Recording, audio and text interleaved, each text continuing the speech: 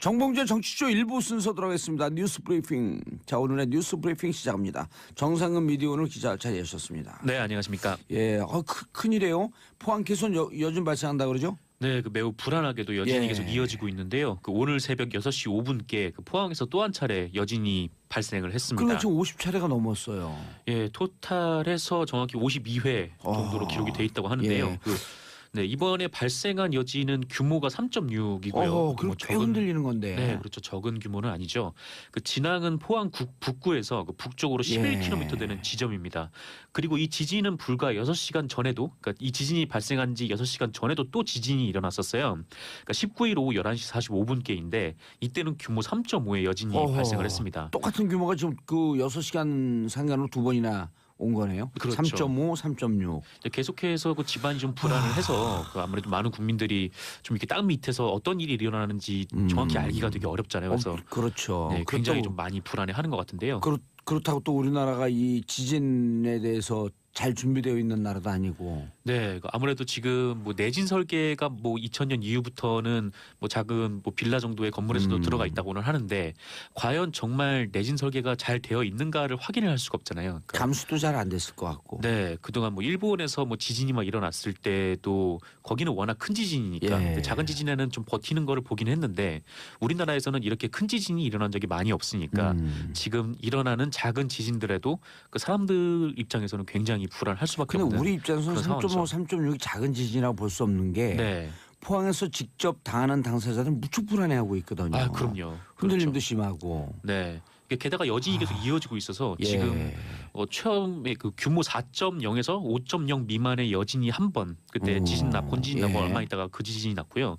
그다음에 3.0에서 4.0 미만이 이번까지 포함해서 5번, 그리고 2.0에서 3.0 미만이 총 52번, 그렇게 해서 총 58번으로 기록이 됐네요. 네. 58회. 네네, 58입니다. 아유, 포항 계시는 주민들 그 경주 일대 무척 불안하실 텐데 이거 어떻게 빨리 대책을 세워야 될 텐데. 그리고 지금 수험생들 어떻게 돼요 이렇게 되면? 네, 이번 주 목요일로 수능이 미뤄졌는데 이렇게 계속 여진이 이어질 경우에 그러니까 시험 볼 될 수도 때 있죠. 시험 볼 때 이거 한 예를 들었고 안 와야 되지만 네. 혹시라도 이런 여진이 있어갖고 흔들리게 되면 수험생도 그냥 굉장히 불안하죠. 불안하죠 시험 보다가. 시험 보다가 이제 작은 흔들림만 있어도 혹시 이게 지진으로 벌어지지 예. 않을까라는 불안감도 있을 테고.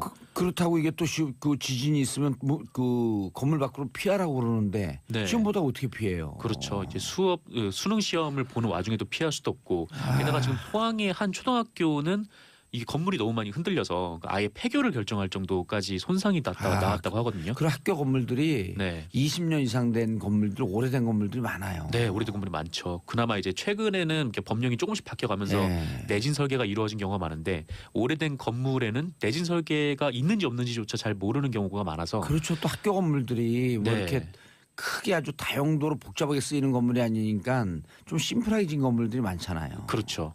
네, 그래서 굉장히 좀 불안한 걱정되네. 마음이 커져가는 것 같습니다. 예. 김정민님, 이분 지난번에도 계속 문자 주셨던 분이네. 네. 어젯밤 12시쯤 10초 정도 흔들림이 있었고요. 그러니까 그게 11시 45분에 있었던 3.5의 여진이었고요. 오늘 예. 아침 6시에도 똑같이 흔들렸습니다. 3.6이었고요. 정말 하루하루가 너무 불안합니다. 어제 대구 친정에 있었는데 잠시나마 마음이 편안하더라고요. 심장이 쿵쿵. 포항 흥해업 거주하는 애청자님 지난번에도 문자 계속 주셨어요. 한 두세 차례. 네. 문자 감사하고요.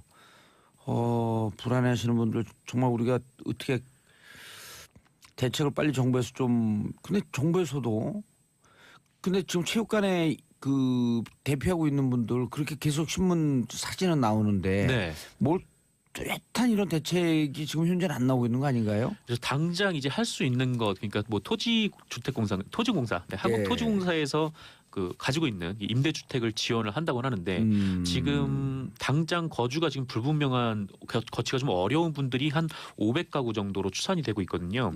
그런데 이 LH의 임대주택을 지원한다고 해도 그게 한 160가구 정도여서 그 340가구가 없잖아요. 그렇죠. 한 30% 정도밖에 지원이 안 되고 있는 상황이죠. 그러니까 지금 당장 정부는 할 수 있는 대책을 내놓긴 한 건데 아직은 좀 나머지 70%는 대책이 없고요. 지금 대책을 세우기가 좀 어려운 상황이고 일단 체육관에는 예전에 세월호 참사 일어났을 때 체육관에 많은 사람들이 그 피해자, 네, 그렇죠. 실종자 부모들이 모여서 굉장히 좀 어려운 상황이었는데 이번에는 텐트나 가림막으로 이렇게 뭐 개인 공간을 마련을 하긴 했더라고요. 근데 아직은 이제 단기적인 처방이다 보니까 네, 중장기적인 그 대책이 좀 나와야 될 것 같습니다. 알겠습니다. 시청자 여러분, 샵 1035을 짧은 문자 오시면 긴 문자 100원 문자 보내주시고요. 자, 포항에 계신 분들, 그다음 경주에 계신 분들, 그 일대에 계신 분들 많이 불안하지만요, 용기 내시고요. 그리고 나머지 대한민국 국민 모두가 다 여러분들의 안전과 건강 다 함께 걱정하고 있다는 생각하면서 힘내시기 바라겠습니다. 그리고 정부는 조속하고 지자체도요, 빨리 좀 대책을 세워서 불안하지 않도록 수험생들 마음 차분하게 갖고 시험 잘 보시고요. 자, 속보가 들어왔네요. 검찰이 최경환 의원 사무실 자택 압수수색했다. 이유는 나오지 않고 일단 그 속보가 떴습니다. 네, 그 최경환 의원 같은 경우에는 뭐 국정원에서 특수활동비를 1억 원 수술했다는 그런 그 내용이 보도가 들어가 지난주에 있고, 나왔었죠. 네, 지난주에 그 부분이 있었고, 뭐 롯데홈쇼핑 관련 의혹도 네, 지난해 보도가 나왔었죠. 그리고 아시아 경제인가 어디 한 매체에서 최경환 의원 실명을 거명해서 네네. 그 뭉칫돈이 갔다. 그래서 그렇죠. 최경환 의원하고 뭐 소송 거는 일도 있었는데. 롯데홈쇼핑 같은 경우에는 굉장히 갑질이 만연한 홈쇼핑 업체로 알려져 있어서요. 네. 그래요? 네, 그 심지어 그냥 그 롯데 홈쇼핑의 직원이 그 납품을 해야 되는 업체들 있잖아요. 그러니까 그런 업체들은 홈쇼핑에 납품을 하면은 매출에 그 급이 달라질 정도로 굉장히 홈쇼핑에 매달릴 수밖에 없는데, 하여튼 뭐 그 사람들한테 홈쇼핑에 돈을 들어가는 뜯어서 순간 아주 영세하고 중소기업 이런 데들은 확 올랐거든요. 네, 근데 그렇습니다. 보통 수수료 막 30% 40% 이렇게 되잖아요. 네, 수수료 뭐 공식적인 수수료도 공식적인 수수료인데 이제 뒷돈. 문제는 뒷돈을 받는 경우들이 많아서 향응 받고. 네, 그러니까 이것이 드러난 지가 꽤 문제가 몇 차례 좀 된 걸로 제가 알고 있어요. 그래서 이번 재승인에서 뭐 이 부분을 확실하게 짚고 넘어가지 않으면 뭐 문제가 된다라는 그런 지적들이 많이 나왔는데 재승인에서 통과가 됐거든요. 그랬죠. 그래서 그 부분에 2015년 그 15년에 2015년에요. 근데 그 부분에 대해서 되게 논란이 많은 걸로 알고 있습니다. 그때 이제 최경환 당시 경제부총리였죠. 네, 기획재정부 장관이 됐고요. 기획재정부 장관이고 경제부총리였었는데 최경환 연루설도 계속 흘러나왔었고. 네. 그런데 정말 이 촛불 정부 아니에요? 그렇게 서민들 울리거나 영세 기업들 울리는 이런 갑질 좀 감옥 보냈으면 좋겠어요, 진짜. 그러게요. 뭐 물론 그 당사자 뭐 갑질을 했던 당사자들은 뭐 어느 정도 징계를 받았는지는 뭐 정확하게 제가 알진 못하지만 네, 어느 정도 뭐 징계를 받았던 걸로 알고는 있는데, 근데 문제는 이 홈쇼핑 업계라는 자체가 계속해서 그런 갑질들이 좀 만연한 상황이거든요. 그래서 이 부분에 대해서 너무 갑질들 심해. 우리 갑질 나빠요. 네, 공정위 같은 이런 조정기구에서 딱 제동을 걸어줘야 되는데 그게 잘 안 되는 것 같습니다. 근데 그리고 그 정부가 갑질하는 바뀌었으니까요. 기업들 그 내부 고발자들 좀 있었으면 좋겠어요. 네, 우리가 이렇게 나쁜 짓 한다. 양심 고백하고 이렇게 안 했으면 좋겠다. 네, 그렇게 하고 좀 정확한 정보가 나와서 네네. 그 본인들도 갑질 안 하고 정상적으로 살면 제 삶이 훨씬 더 살기 편하거든요. 그렇죠. 이게 뭔가 딱 정확하게 딱 나오면은 이번 공정위는 이전과는 좀 다르다 보니까. 네. 자, 우병우 관련 압수수색 영장 기각 이건 또 뭔가요? 네, 그 법원이 우병우 전 청와대 민정수석의 비리를 확인하기 위해서 검찰이 제출을 했던 압수수색을 기각을 한 것으로 한겨레가 보도했습니다. 압수수색도 그냥 뭐 아주 특별한 압수수색이 아니라 계좌 들여다보겠다 뭐 이런 거 아니었었나요? 정확하게 이 압수수색이 어떤 거냐면은 그 우병우 전 민정수석의 그 장모가 대표로 있는 삼남개발과 관련된 삼남개발 압수수색 영장이었는데요. 이 검찰은 이 삼남개발의 자금 흐름에 석연치 않은 대목을 발견을 해서 압수수색을 신청을 했는데 이걸 법원에서 기각을 했다고 합니다. 지난해 특검에서 이 우병우 전 수석의 통장에 뭉칫돈이 들어온 정황이 있다라고 하는 소문이 파다했었거든요. 네. 그걸 수사를 한다고 어쩐다 그러다가 그건 빠졌는데 이것과 연관되어 있는 건지 한번 들여다보겠다. 네, 삼남개발과 연관된 건지 들여다보기 그게 이제 연관되는지 잘 모르겠는데 수상한 자금 흐름이라고 정도만 알려진 상태고요. 근데 문제는 이 우병우 관련된 영장들이 계속해서 기각이 되고 있다라는 겁니다. 근데 지난 6월에 그 서울지방 검찰에서 검찰에서 우병우가 관련된 통신조회 영장을 신청을 했었어요. 그러니까 우병우가 어떤 뭐 통화를 했는지, 근데 법무부 이제 그 관련돼서 사람들하고 어떤 통화를 했는지 알아보기 위해서 통신영장을 청구를 했는데 보통 통신영장은 90%가 승인이 되거든요. 근데 기각이 됐다라는 겁니다. 이거를 지난 10월 국감에서 윤석열 서울지검장이 일종의 폭로를 한 거죠. 예. 이게 어떻게 말을 했냐면 뭐 통화 상대방이 우전수석과 통화하고 누구하고 통화했는지를 확인하기 위해서 통신 내역을 청구를 했는데 법원에서 기각을 했고 심지어 재청구 영장까지 청구를 했는데 그것도 기각을 했다. 라고 얘기를 하면서 예. 이런 거는 수사를 하지 말라는 거다. 더 이상 진행을 할 수가 없다. 네, 이렇게 어떻게 우병우와 토론을 한 바 관련되면 있습니다. 이렇게 다 기각이 되나요? 그러게요. 이때 그래서 이제 국회의원들이 이제 물어본 거죠. 이 영장 전담 판사가 어떤 사람이냐, 지금도 영장 전담 판사를 하고 있냐라고 물어봤을 때 윤석열 검사는 당시에 그 지검장은 당시에 지금도 영장 전담 판사를 하고 있다라고 얘기를 했거든요. 예. 그래서 지금 영장 전담 판사를 하고 있는 사람, 그러니까 오민석 판사, 예. 권순호 판사, 강구영 판사 중 한 분이라는 건데 아직 어떤 사람이 계속해서 이 우병우 관련된 영장을 기각하고 있는지는 알려지지 않은 상태고요. 그 영장 전담 판사가 올해 2월에 임명됐던 분 아닌가요? 인사이동하면서 그게 이제 정확하지 않아요. 하지만 그 지금 3단 개발과 관련된 보도는 이제 권순호 판사로 나오고 있고요. 그거는 이제 이번에 3단 검설 삼남 건설, 영장 삼남 기각과 개발. 관련 예. 이 3단 개발 영장 기각과 관련돼서 그 기각 판정을 내린 사람은 권순호 판사입니다. 권순호 판사. 네. 권순호 판사하고 오민석 판사가 올 2월에 그 임명된 영장 전담 판사 아니에요. 그래서 네네. 심지어는 한간에서는 이게 그 누굽니까? 그 김장겸 사장도 2월에 임명됐고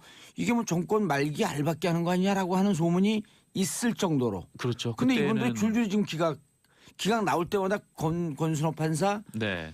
오민석 판사 얘기가 나오고 있거든요. 그렇죠. 그 얘기가 계속 나오고 있는데 특히 최근에 예. 그 박근혜 정부 국정원장들이 구속이 될 때 한 예. 명만 빠졌잖아요. 그러니까 이병호. 이병호 전 국정원장만 예. 기각이 됐는데 사실 이병호 전 원장이 특수활동비 중 가장 많은 금액을 대통령한테 전달을 했고요.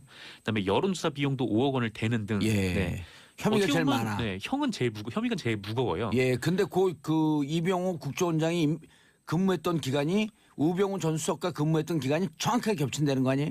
검찰 일각에서는 그렇게 의심을 하고 있는 겁니다. 그러니까 우병우와 관련이 됐기 때문에 이병우의 기각이 됐다. 영장이 기각이 된 거 아닌가라고 검찰 일부가 의심을 한다. 예. 이렇게 한겨레가 보도를 했습니다. 예. 다음 보도요. 네, 다음은 예. 네, 이명박 정부의 국가정보원이 2011년 지상파와 보도 채널에 반값 등록금 집회 보도를 자제해달라 이런 요청을 한 사실이 확인이 됐습니다. 반값 등록금은 이명박 대통령 공약 아니에요? 공약이죠. 네. 그저 공약인데 저 내용은 또 그 17대 국회 때 제가 제안한 걸 갖고 가져갔다고 또 이준석 최고위원이 그때 이준석 최고위원인가요? 아니죠. 당시 비대위원, 새누리당 비대위원. 네, 비대위원. 예, 비대위원이 그 밝혔죠. 이건 정봉주 의원의 아니었다. 네. 그리고 공약을 냈어요. 근데 어쨌건 공약을 안 지켰어요. 그렇죠. 안 지켰죠. 그래서 공약을 지키라고 그때 항의했어요. 네, 대학생 분들을 그거 비롯해서 보도하지 마라. 그럼 뭐예요, 그럼? 그렇죠. 보도하지 말라고 한 겁니다. 그러니까 경향신문 보도인데요. 그 경향신문이 2011년 6월 9일 그 국정원이 네. 작성한 반값 등록금 시위 관련 보도 협조 결과 문건이라는 걸 확인했대요. 이 문건을 보면 국정원 2국이 그러니까 6월 8일에 2011년 6월 8일에 KBS 등 지상파 3사 그리고 예. 보도 채널 2사의 간부진을 대상으로 그 자극적이고 선정적인 보도를 자제해달라 이렇게 협조를 요청했다는 내용이 있었다고 합니다. 예. 이제 예. 더 한심한 거는 이 언론의 요청에 방송사 간부들이 따랐고 그 예. 내용도 네, 기사에 포함이 돼 있다고 하네요. 아하. 한미진님 정봉주의 정치쇼 때문에 월요병이 사라졌어요. 오늘도 알찬 방송 부탁드려요. 저희도 오늘 즐겁고 재밌게 하고 싶은데 네. 포항에서 계속 발생하고 있는 여진 때문에 아 맞아요. 저 걱정이 돼요. 그래갖고 지금 웃지도 못하고 네. 예. 우리 그 PD처럼 막 경쾌하게 할 수도 없고. 아 PD님이 경쾌하게 예, 경쾌해요. 네, 그러셨군요. 정 PD님이 경쾌해요. 네. 예. 자 인사하세요. 네 감사했습니다. 예, 자 2부의 최 반장으로 돌아옵니다. 채널 고정하소서. 반장. 저도 최 반장 시간이 제일 좋아요. 화요일 날은 언니 뉴스가 좋고, 수요일은 삼변 시대가 좋고. 요일마다 다 좋으신 거잖아요. 그 정치 쇼가 좋아요. 결론은 분별력이 없어지는. 결론은 깔때기로. 왜냐하면 전 학교 다닐 때 1, 2, 3, 4, 4지 선당이 제일 싫어요. 왜 세계를 배척해야죠? 네 개를 다 찍으면 안 되나? 세상의 모든 사람을 다 사랑하면 안 되나? 이상해지네. 이상해졌어. 자 오늘 함께 하실 분들 최영일 평론가님, 안녕하세요. 예, 반기웅 안경 TV 기자님, 네, 안녕하세요. 장윤선 기자님. 네, 안녕하세요. 예, 저희가 늘 재밌고 흥겹게 하는데 이 포항 지진 때문에 그럴 네, 수가 없어요 지금. 맞아요. 너무 지금 너무 죄송하고 걱정이 돼갖고. 맞습니다. 계속 예. 걱정이 이어지고 있죠. 예. 교육부가 속보를 냈는데요. 어허. 이게 포항 4개 학교는 시험장을 대체합니다. 학교 자체를 바꾸는 거예요. 건물이 위험하기 때문에 북부 지역의 타격이 컸어요. 예. 남부 지역 학교로 옮기는데 전국적으로 이제 내일 모레 글피 시험입니다. 그렇죠, 목요일이요. 다시 수능입니다. 23일. 어. 그런데 전국적으로 시험장은 그대로고 자리 위치는 바꿔요. 그런데 이제 포항은 4개의 학교는 이제 시험장 자체가 바뀐다. 예. 여기 나왔는데 사실은 지금 이게 오늘 아침에도 월요일인데 또 긴급한 게 또 예. 왔죠. 그렇죠. 여진이. 있었죠. 예. 11시 45분에 3.5. 아침 맞습니다. 그 새벽 6시 무렵에 3.6. 3.6. 예. 그래서 3이 넘는 알겠습니다. 네, 자, 규모가 2개 더 포항 왔습니다. 지진 얘기는요. 그 잠시 뒤에 그 계속하기로 하고요. 음. 장윤선 기자님 첫 번째 나. 뉴스. 네. 포항 잠깐 더도 말씀을 좀 드리자면 지금 날씨가 춥고 갈 데가 없는 이재민들의 문제가 너무 심각한 예. 것 같아서 정부가 대책 마련한다고 하는데 특히나 아이들의 문제가 그렇죠, 심각한 그렇죠. 것 같더라고요. 그러니까 아이들의 감기가 돌봄. 돌면 또 큰일 나거든요. 예, 그렇기도 하고 또 이 돌봄이 그러니까 거의 이제 혼자 있다가 지진 때문에 피해 입은 청소년 같은 경우에는 이 트라우마가 너무 커서 아이들 되게 힘들어한대요. 근데 사실 이제 심리 상담 이런 것도 늘 우리는 보면 후순이잖아요. 근데 그렇죠. 이제 이 아이들에 대한 이런 돌봄 서비스 이런 것들을 정부가 적극적으로 좀 지원할 필요가 한 있겠더라고요. 500가구인데 그 긴급 재난지역 선포해갖고 집중적으로 이게 그 행정력이 총동원돼야 되잖아요. 난 그러니까. 저 선택과 조금 집중인데 전에 네. 이 중앙재난관리위원회가 예. 대통령에게 특별재난지역 선포를 건의했습니다. 대통령이 선포하면 바로 시행이 아니, 그러니까 됩니다. 이런 거 네. 신속하게 해야 돼. 신속하게. 그렇죠. 예. 근데 그 어떤 때보다 신속하게 정부가 대응을 해서 사실은 세월호 때하고는 비교해서 국민들이 아 정부가 참 적극적으로 대응하고 있고 특히 이제 김부겸 장관이 예. 포항의 아이들도 우리 아이들이다. 그렇기 때문에 이 아이들이 이제 시험에서 그 차별받아서는 안 된다 이런 얘기에서 수능 연기한 것에 대해서 많은 학부모님들께서 공감하고 동의하시고 애들이 먼저 그런 얘기를 한대요. 네. 아니 같이 시험 봐야지 엄마. 걔네들 따로 하면 안 되지. 이렇게 네. 그래서 저는 이게 아, 이게 짠하네. 촛불이 예. 만든 대한민국 어떤 새로운 문화. 그러니까 옛날 같으면 막 경쟁 위주로 하고 막 이럴 텐데 맞아요. 그게 아니라 아이들이 아 그 무슨 소리냐 같이 해야지. 그래서 오히려 부모들이 애들한테 배웠다 이런 얘기를 제가 들었어요. 작년인가요? 초등학교 6학년 아이들이 졸업식 앞두고 마지막 네. 그 체육대회 하는데 그 장애인 친구가 있었잖아요. 네, 네. 네, 그 반에. 맞아요. 근데 100m 뛰는데 달리기를 네. 세 명이 그 아이를 데리고 같이 같이 맞아요. 꼬린선에 맞아요. 그 사진이 많은 사람을 울렸잖아요. 맞아요. 제가. 그렇죠. 네. 예. 그 이번에 그게 그런 사회적 문화와 분위기가 전국적으로 확장됐다고 보면 그런 것 돼요. 같아요. 59만 명으로 예. 그런 거 해야지 그게 사회거든요. 그렇죠. 예. 예. 그 약간 좀 달라진 풍경이 있는데 마이크는 어디다 갖다 예.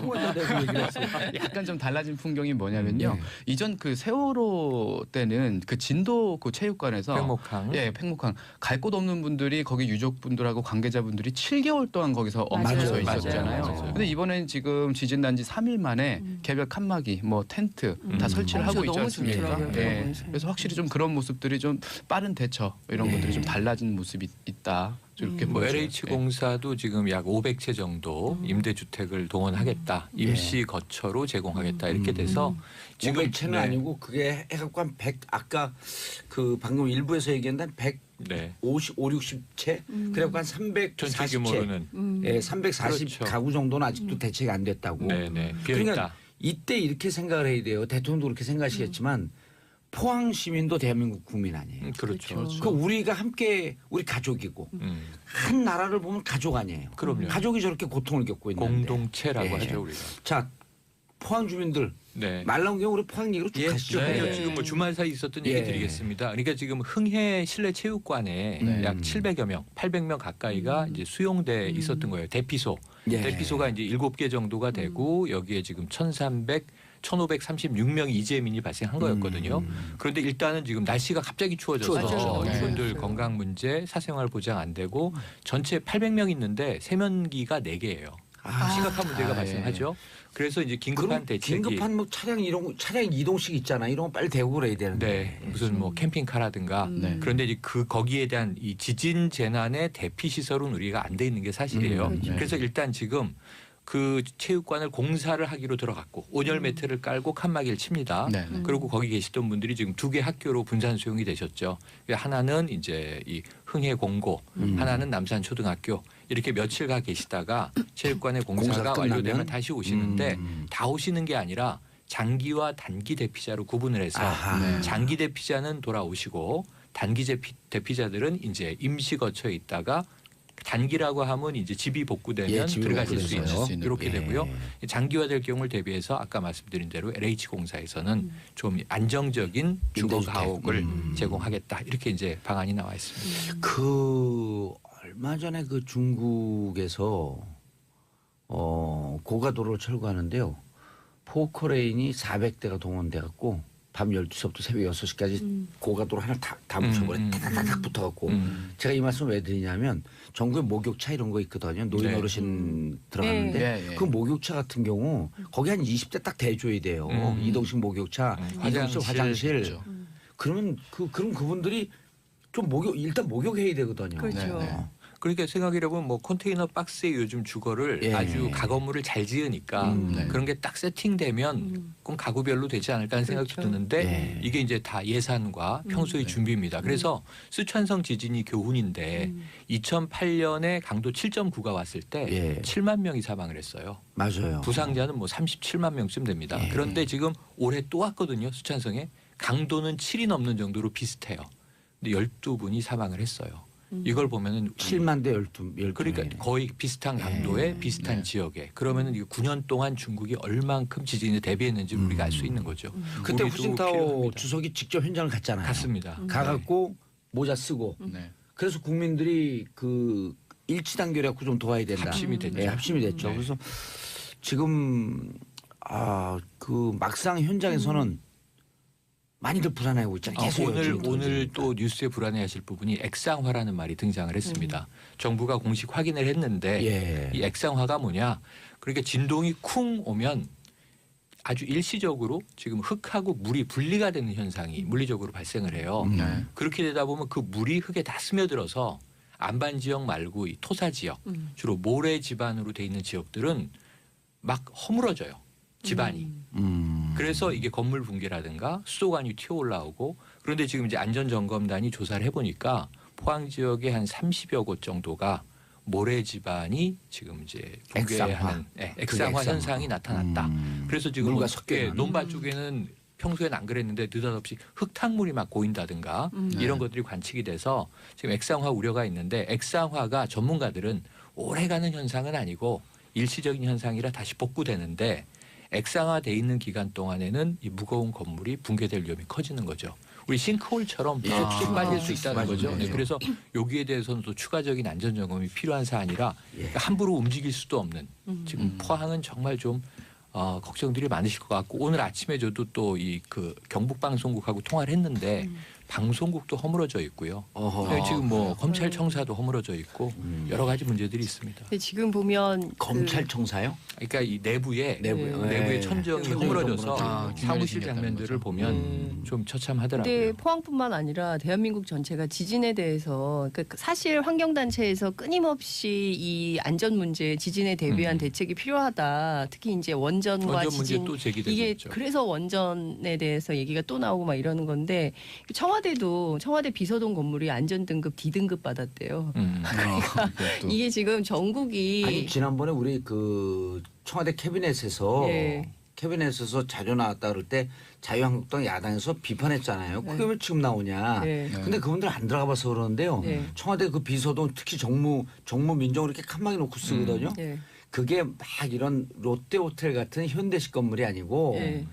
그 살인의 추억 보면 그 경찰청 나오잖아요. 맞아요. 그 정도 분위기로 이해하면 딱 돼요. 그러니까 되게 40년 된 건물이에요. 굉장히 안 좋대요. 그러니까 사람들이 청와대 그러면 굉장히 좋은 데서 의리의리한 데서 아니 근무할 거라고 68년도인가 생각하는데 언제 저진 그러니까요. 거니까요. 40년 됐고 그리고 예. 안전등급 D등급이어서 지진 나가지고 자기들도 쫄았다고 막 불안해요. 그러더라고요. 그래서 아니 그 이게 40년대 그런 거 다 알잖아요. 제가 예. 이제 준비하는 거예요. 아니 그런 갑자기 무슨 아니, 말씀? 갑자기 이게 무슨 말씀이십니까? 새로 예. 질 준비를 해야 된다고. 깜짝이야. 새로 지어진 오해의 소지가 오해의 소지가 이제 나왔는데. 예. 근데 어쨌든 그 안전에 대해서는 정말 예 아무리 강조해도 지나침이 없는 것 같고요. 네, 특히 맞아요. 이제 포항 시민들 뭐 이렇게 무슨 천불 뭐 이런 얘기하는 자유한국당 최고위원 류여애 그런 얘기 의원 하지 마요, 있었는데 참 우리가. 그 얘기 안 했다고 그렇더라고요. 지금 하니까 한 얘기는 그러니까요. 준엄한 경고와 천심. 아, 요게 이게 정확한 참- 워딩입니다. 그리고 이번에 양산 단층, 네, 네. 양산 단층이 크고 엄청 넓어요. 한 300km가 맞아요. 넘어가요. 맞아요. 네. 그래서 포항 끝에서부터 양산 끝까지인데 양산 단층대에서 벌어진 것도 아니고 양산 단층의 이름 없는 지류. 서쪽 지류에서. 네. 이름을 뭐 그리고 장사단층. 우리나라 원전이 다 양산 단층 위에 있대잖아요. 지금 이 시기에 아마 신고리 오르코기 여론조사를 했다면 좀 결과가 어떻게 달라졌을까요? 됐을지는 사실 그렇죠. 장담할 수 없는 상황인 것 같아요. 그리고 이게. 핵 폐기물 처리장까지도 그 양산 단층 위에 있잖아요. 맞습니다. 요거 오늘 짚어야 될 것 같은데 예를 예. 들면 내진 설계 안전하다. 대부분 원전은 이제 지진 규모 6 이상을 버티고 최근에 지어진 신고리 한 3호기, 4호기까지는 7 이상이다 이렇게 얘기를 하거든요. 오늘 액상화 말씀드렸잖아요. 네. 액상화 50년대 일본 학자가 만든 건데요. 이 이론에 따르면 지진 규모 7 이상일 때 액상화 현상이 나타난다 이렇게 얘기가 됐어요. 근데 지금 우리는 5점대에 5점대. 네. 지금 뭐 여진 3점대 5.6대. 6번 지금까지 58번의 이제 여진이 여진. 있었는데 액상화가 나타난 거예요. 그러니까 이게 저는 딱 교과서적으로 맞지 않는다. 맞아요. 지진과 이런 등등의 그 단층 논리는 지구를 다 이해를 못하니까. 맞습니다. 예. 알겠습니다. 다음 이슈 장윤성 기자님. 예 전훈 감독은 국민의당? 네? 그렇게 뽑혀 있네요. 예. 그- 뭐 ICBM 했대요 거기서. 그건 아닌데요. 예. 지금 국민의당의 안철수 대표가 바른정당하고 연대 또는 통합을 추진하고 있는데 이른바 그 국민의당 안에 있는 호남 중진들이 거세게 반발을 하고 있습니다. 예. 오늘 아침 천정배 의원이 라디오 인터뷰를 했는데요. 단언컨대 소멸의 길이다. 그러니까 연대 바른정당하고 연대 통합하는 것은 단언컨대 소멸의 길이다 이렇게 비판을 했고요. 사실상의 이 연대를 계속 추진하자는 것은 적폐 연대를 하자는 것과 다름이 없다. 그러니까 지금 그 이 국민의당은 이제 선도 정당으로서 그러니까 가운데라는 거죠. 그러니까 이를테면 자유한국당이 있고 그다음에 이제 오른쪽에 자유한국당이 있으면 왼쪽에 이제 민주당, 정의당 이렇게 있는데 그 가운데에서 포지셔닝을 하면서 이른바 캐스팅 보트 역할을 해야 될 국민의당이 갑자기 바른정당하고 연대를 하게 되면 내부 분란 때문에 정말 해야 되는 개혁 노선. 그러니까 문재인 정부가 잘한 것은 잘한다. 그리고 더 개혁적인 방향으로 나가도록 한국 사회를 이끌어야 되는데 여기에 발목이 잡히면 안 된다. 그래서 이제 바른정당에 대해서 굉장히 혹평을 했어요. 근데 내일 국민의당이 그 끝장 토론을 하거든요. 21일인가요? 예, 내일 끝장 토론을 해서 바른정당과의 중도 통합론에 대한 결론을 내겠다 이런 건데 제가 어제 취재를 해보니까 왜 끝장 토론이냐, 끝장을 보겠다는 거냐, 끝장을 내겠다는 더 이상 이 거냐. 부분은 갖고 당의 논란 삼지 말자 이런 거 아니에요? 뭐 이런 주장이긴 한데 그 제목부터 마음에 안 든다라는 의원들이 꽤 되더라고요. 그래서 이름을 끝장 토론으로 붙여서 더 불쾌하다. 뭐 이렇게 주장을 하시는 분들도 그러니까 있는데요. 우리 서로 이제 끝장 보고 갈 사람 빠이빠이 하자 이렇게도 네. 들릴 수 있거든요. 그러니까요. 그래서 이제 그 자체가 불쾌하다 이런 분들도 있고. 예. 근데 어찌됐든 안철수 대표는 합리적인 진보, 개혁적인 보수가 중심이 되는 빅텐트를 쳐야 된다. 이제 이런 주장을 하고 있는 겁니다. 근데 이게 당내에서는 이런 얘기가 나와요. 유승민 대표가 이런 얘기를 했잖아요. 그러니까 지금과 같은 안보 상황에서 과거 햇볕 정책을 버리고 강한 안보를 지지하겠다고 하면 또 특정 지역에만 기대는 지역주의를 과감히 떨쳐내겠다고 하면 그렇다면 그분들과 통합 논의를 못할 이유가 없다. 지난 10월 중앙일보 인터뷰에서 이렇게 얘기한 건데요. 이게 두 가지를 강조한 거예요. 하나는 햇볕 정책 폐기, 포기, 예. 또 하나는 호남의 근거. 그 기반한 그 지역 기반을 포기. 그러니까 두 가지를 포기하라는 건데 당내에서 아니 어떻게 우리 당의 기반과 근거가 뭔데 호남과 햇볕 정책을 버리라는 모욕적인 언사에 한마디도 말대꾸도 못하는 거냐 당 대표가 돼가지고. 그건 이거 그 해석하면 뭐 복잡하게 유승민 대표가 얘기했는데요. 네. 너네 곧 망하니까 자기들이 그 지금 그 여러 명인 거 생각 안 하고 너네 곧 망하니까 백기투항하라 이거예요. 그러니까 이제 그 자체가 바른정당의 착각이라고 호남의 그러면 그 중진들은 의원들은. 그런 얘기를 하는 거죠. 그리고 이제 과거에는 이렇게 보면 제가 취재를 해보면 호남 중진, 호남 초선, 그다음에 수도권 초선 이렇게 의견이 좀 갈렸어요. 근데 제가 어제 전화를 쭉 돌려보니까 호남은 이제 일치 단결이 됐더라고요. 그래서 안철수 대표가 무엇을 위해서 저렇게 하는지 도무지 이해할 수가 없다. 그래서 일부는 아예 당 문제에 대해서는 거론하지 않겠다. 그래서 우리는 그냥 의정 활동만 하겠다. 이렇게 정리하신 분들이 있고요. 또 한 분들은 안철수 대표가 아무래도 대권 때문에 그러는 것 같은데 이거는 잘못 보고 있는 것 같다. 이 노선은. 그러니까 뭐냐면 지금 이미 40명인데 40명을 흔들어서 바른정당에서 11명이 남아있는데 이 11명이 다 오지 않는다는 거죠. 그중에 일부는 자유한국당으로 갈 가죠. 거고 그리고 한 서너 명 정도 남게 될 텐데 이 서너 명 받자고 당을 이렇게 시끄럽게 만드는 이유가 뭐냐. 이거에 대한 볼멘 소리가 굉장히 많이 나오고 있고요. 특히 이제 본인이 대권 출마를 위한 어떤 이 전략적인 선택인 것은 이해를 하겠으나 그게 지금 왜 하냐는 거예요. 내년 지방선거 앞두고. 그 지금 제일 대권이요. 중요한 것은 내년 지방선거를 네? 대권요. 4년 반 아직 많이 남았어요. 아직 많이 남았고 지금 당장은 목전에 있는 지방선거를 어떻게 잘 치를 것인가에 대한 정략적인 그리고 당의 전략적인 목표가 있어야 되는데 그건 없고 왜 갑자기 바른정당하고 몇 명 되지도 않는 사람들하고 통합을 하려고 하느냐. 그래서 박지원 대표가 그런 얘기를 한 거예요. 골목에 있는 두 개 슈퍼가 합친다고 이마트 롯데마트 되냐. 그거 아니지 않냐. 뭐 이제 이런 얘기를 하는데요. 그러니까 지금 제일 관심이 있는 것이 그래서 이 당이 둘로 쪼개질 거냐. 이제 이런 건데 제가 취재를 해보니까 나가겠다는 사람은 아무도 없어요. 그러니까 그리고 이런 거예요. 내가 왜 나가? 민주당도 없지. 그렇죠. 그러니까 민주당이 그 문을 열고 오세요 이런 분위기가 또 아니거든요. 그러면 지금 제가 위원장 민주당 다 있잖아요. 그렇죠. 제가 민주당 취재를 해봤더니 민주당에서는 국민의당을 받아야 돼? 왜? 오늘 이런 지지율 거예요. 52%예요. 예, 그러니까 지지율도 지지율이지만 그 민주당은 제가 이 당을 취재한 이후로 지금까지 보면 최근이 가장 안정적이에요.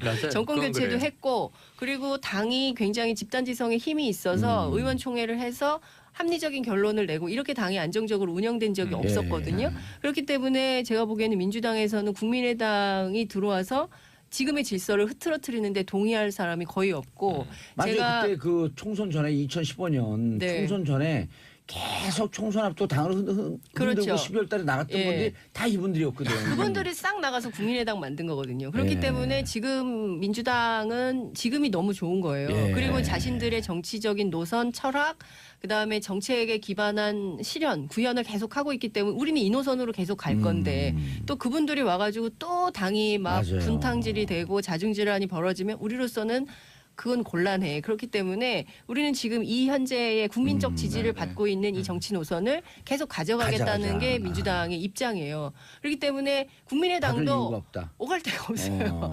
바른정당도 마찬가지고. 그래서 제가 보기에는 지금 굉장히 이 상황은 그 더 심각한 상황으로 갈 거고 결과적으로는 내년 지방선거 앞두고 바른정당과 국민의당이 굉장히 위험한 위험한 아니 상황에 그래서 놓을 특히 가능성이 민주당이 높다. 지금 안정적으로 딱 돼 있잖아요. 그렇죠. 근데 이제 단합과 통합력은 높지만 정치적 그 이 내용 이런 네. 건 조금 이제 떨어지는 감이 있는데 네. 또 그 지금 의기충천돼 있잖아요. 네. 곧 그분이 온다.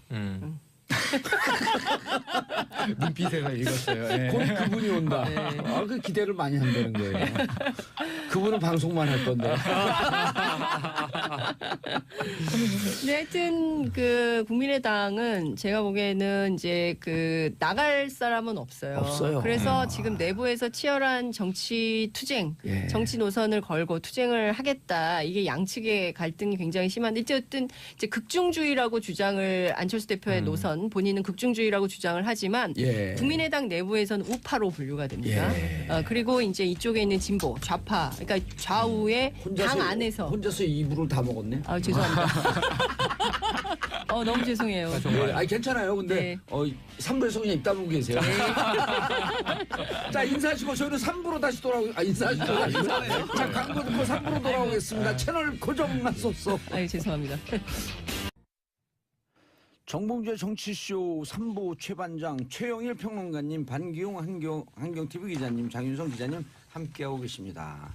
자 1부는 최영일 평론가님이 10% 먹고 이분은 그다음에 장윤수 기자님 90% 먹었어요. 아. 배부르세요? 죄송합니다. 괜찮아요. 뭐 좋은 내용이니까. 그렇죠. 네. 혼자 또 하실래요? 아니요. 같이 할 거예요. 예. 자, 판기호 기자님. 그래서 그거 정리 안 하셔도 되겠죠? 네. 국민의당. 뭐, 제일 네. 어려운 이번 지방선거에서 국민의당, 예. 바른정당 좀 어려운 선거가 될 것이다. 그렇죠. 굉장히 어려운 선거가 될 것이다. 알겠습니다. 자, 그거 정리를 해주고 넘어가야지. 네. 그리고 판기호 기자님, 후쿠시마산 노가리?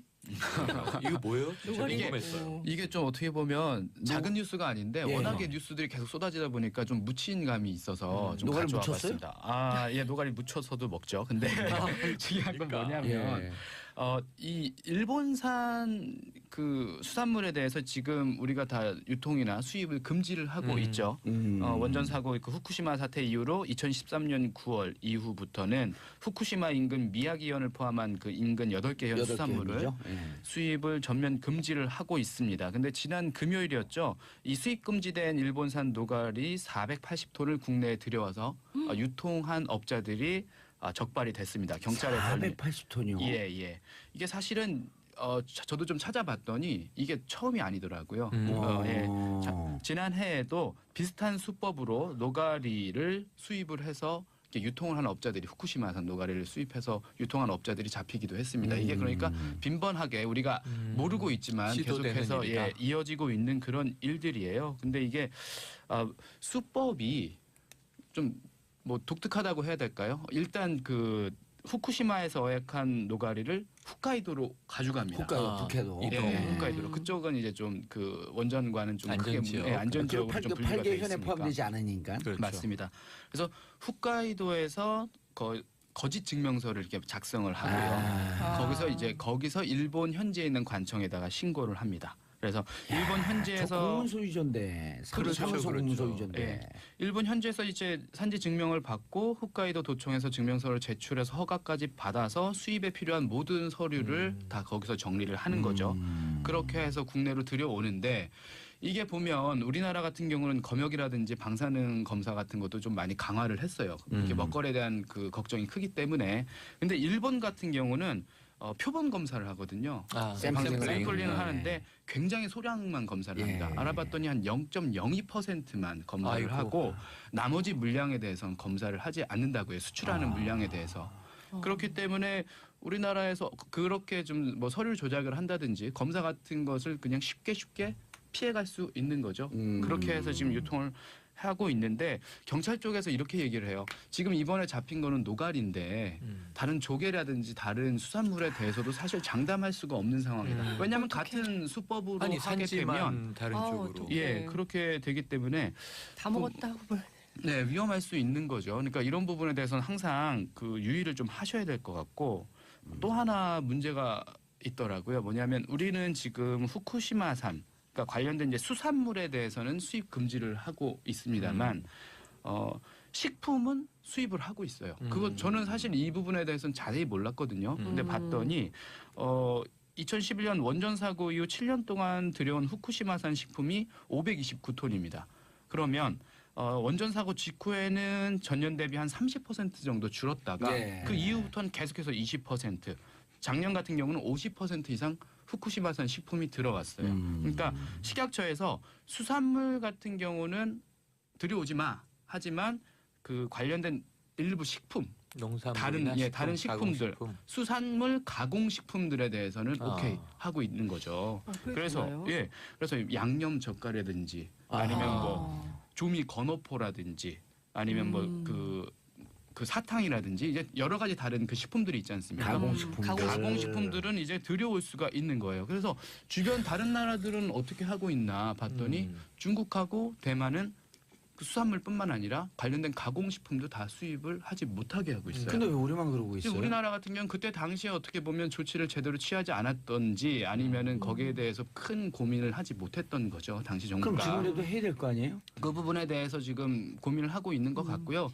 안 그래도 WTO에다가 제소했잖아요. 제소를 그거 했지 우리가 않습니까? 패배한다는 거 아니에요? 거기 패소 전망이 굉장히 짙기 때문에 거기에 대해서도 지금 뭐 여러 가지 조치를 좀 취하려고 고민을 하고 있는 그런 상황인데 어떻게 보면 또 또 다른 악재가 터진 셈이죠. 그러네요. 예, 예. 그러니까 저렇게 해갖고 정부가 제대로 대책을 그 박근혜 정부 시절 아니에요. 맞습니다. 대책을 제대로 세워놓지 않으면 또 저 부담이 국민의 부담으로 가고 그럼 후쿠시마산 수산물 수입하려면 수입해라. 불매운동했고 우리가 안 먹겠다. 이렇게 또 국민들이 나서야 돼요. 근데 이제 국민분들이 그러니까 우리 시민분들이 여러 가지 집단지성으로 이제 열심히 나서주는 것도 좋지만 사실 이런 부분들은 나라에서 먼저 해줘야죠. 해줘야 되는 정부가 먼저 부분이고. 정리를 해줘야죠. 예, 아니, 왜냐면 해야 되는 게 저는 항상 이거예요. 우리가 거리에서 시위를 하잖아요. 네.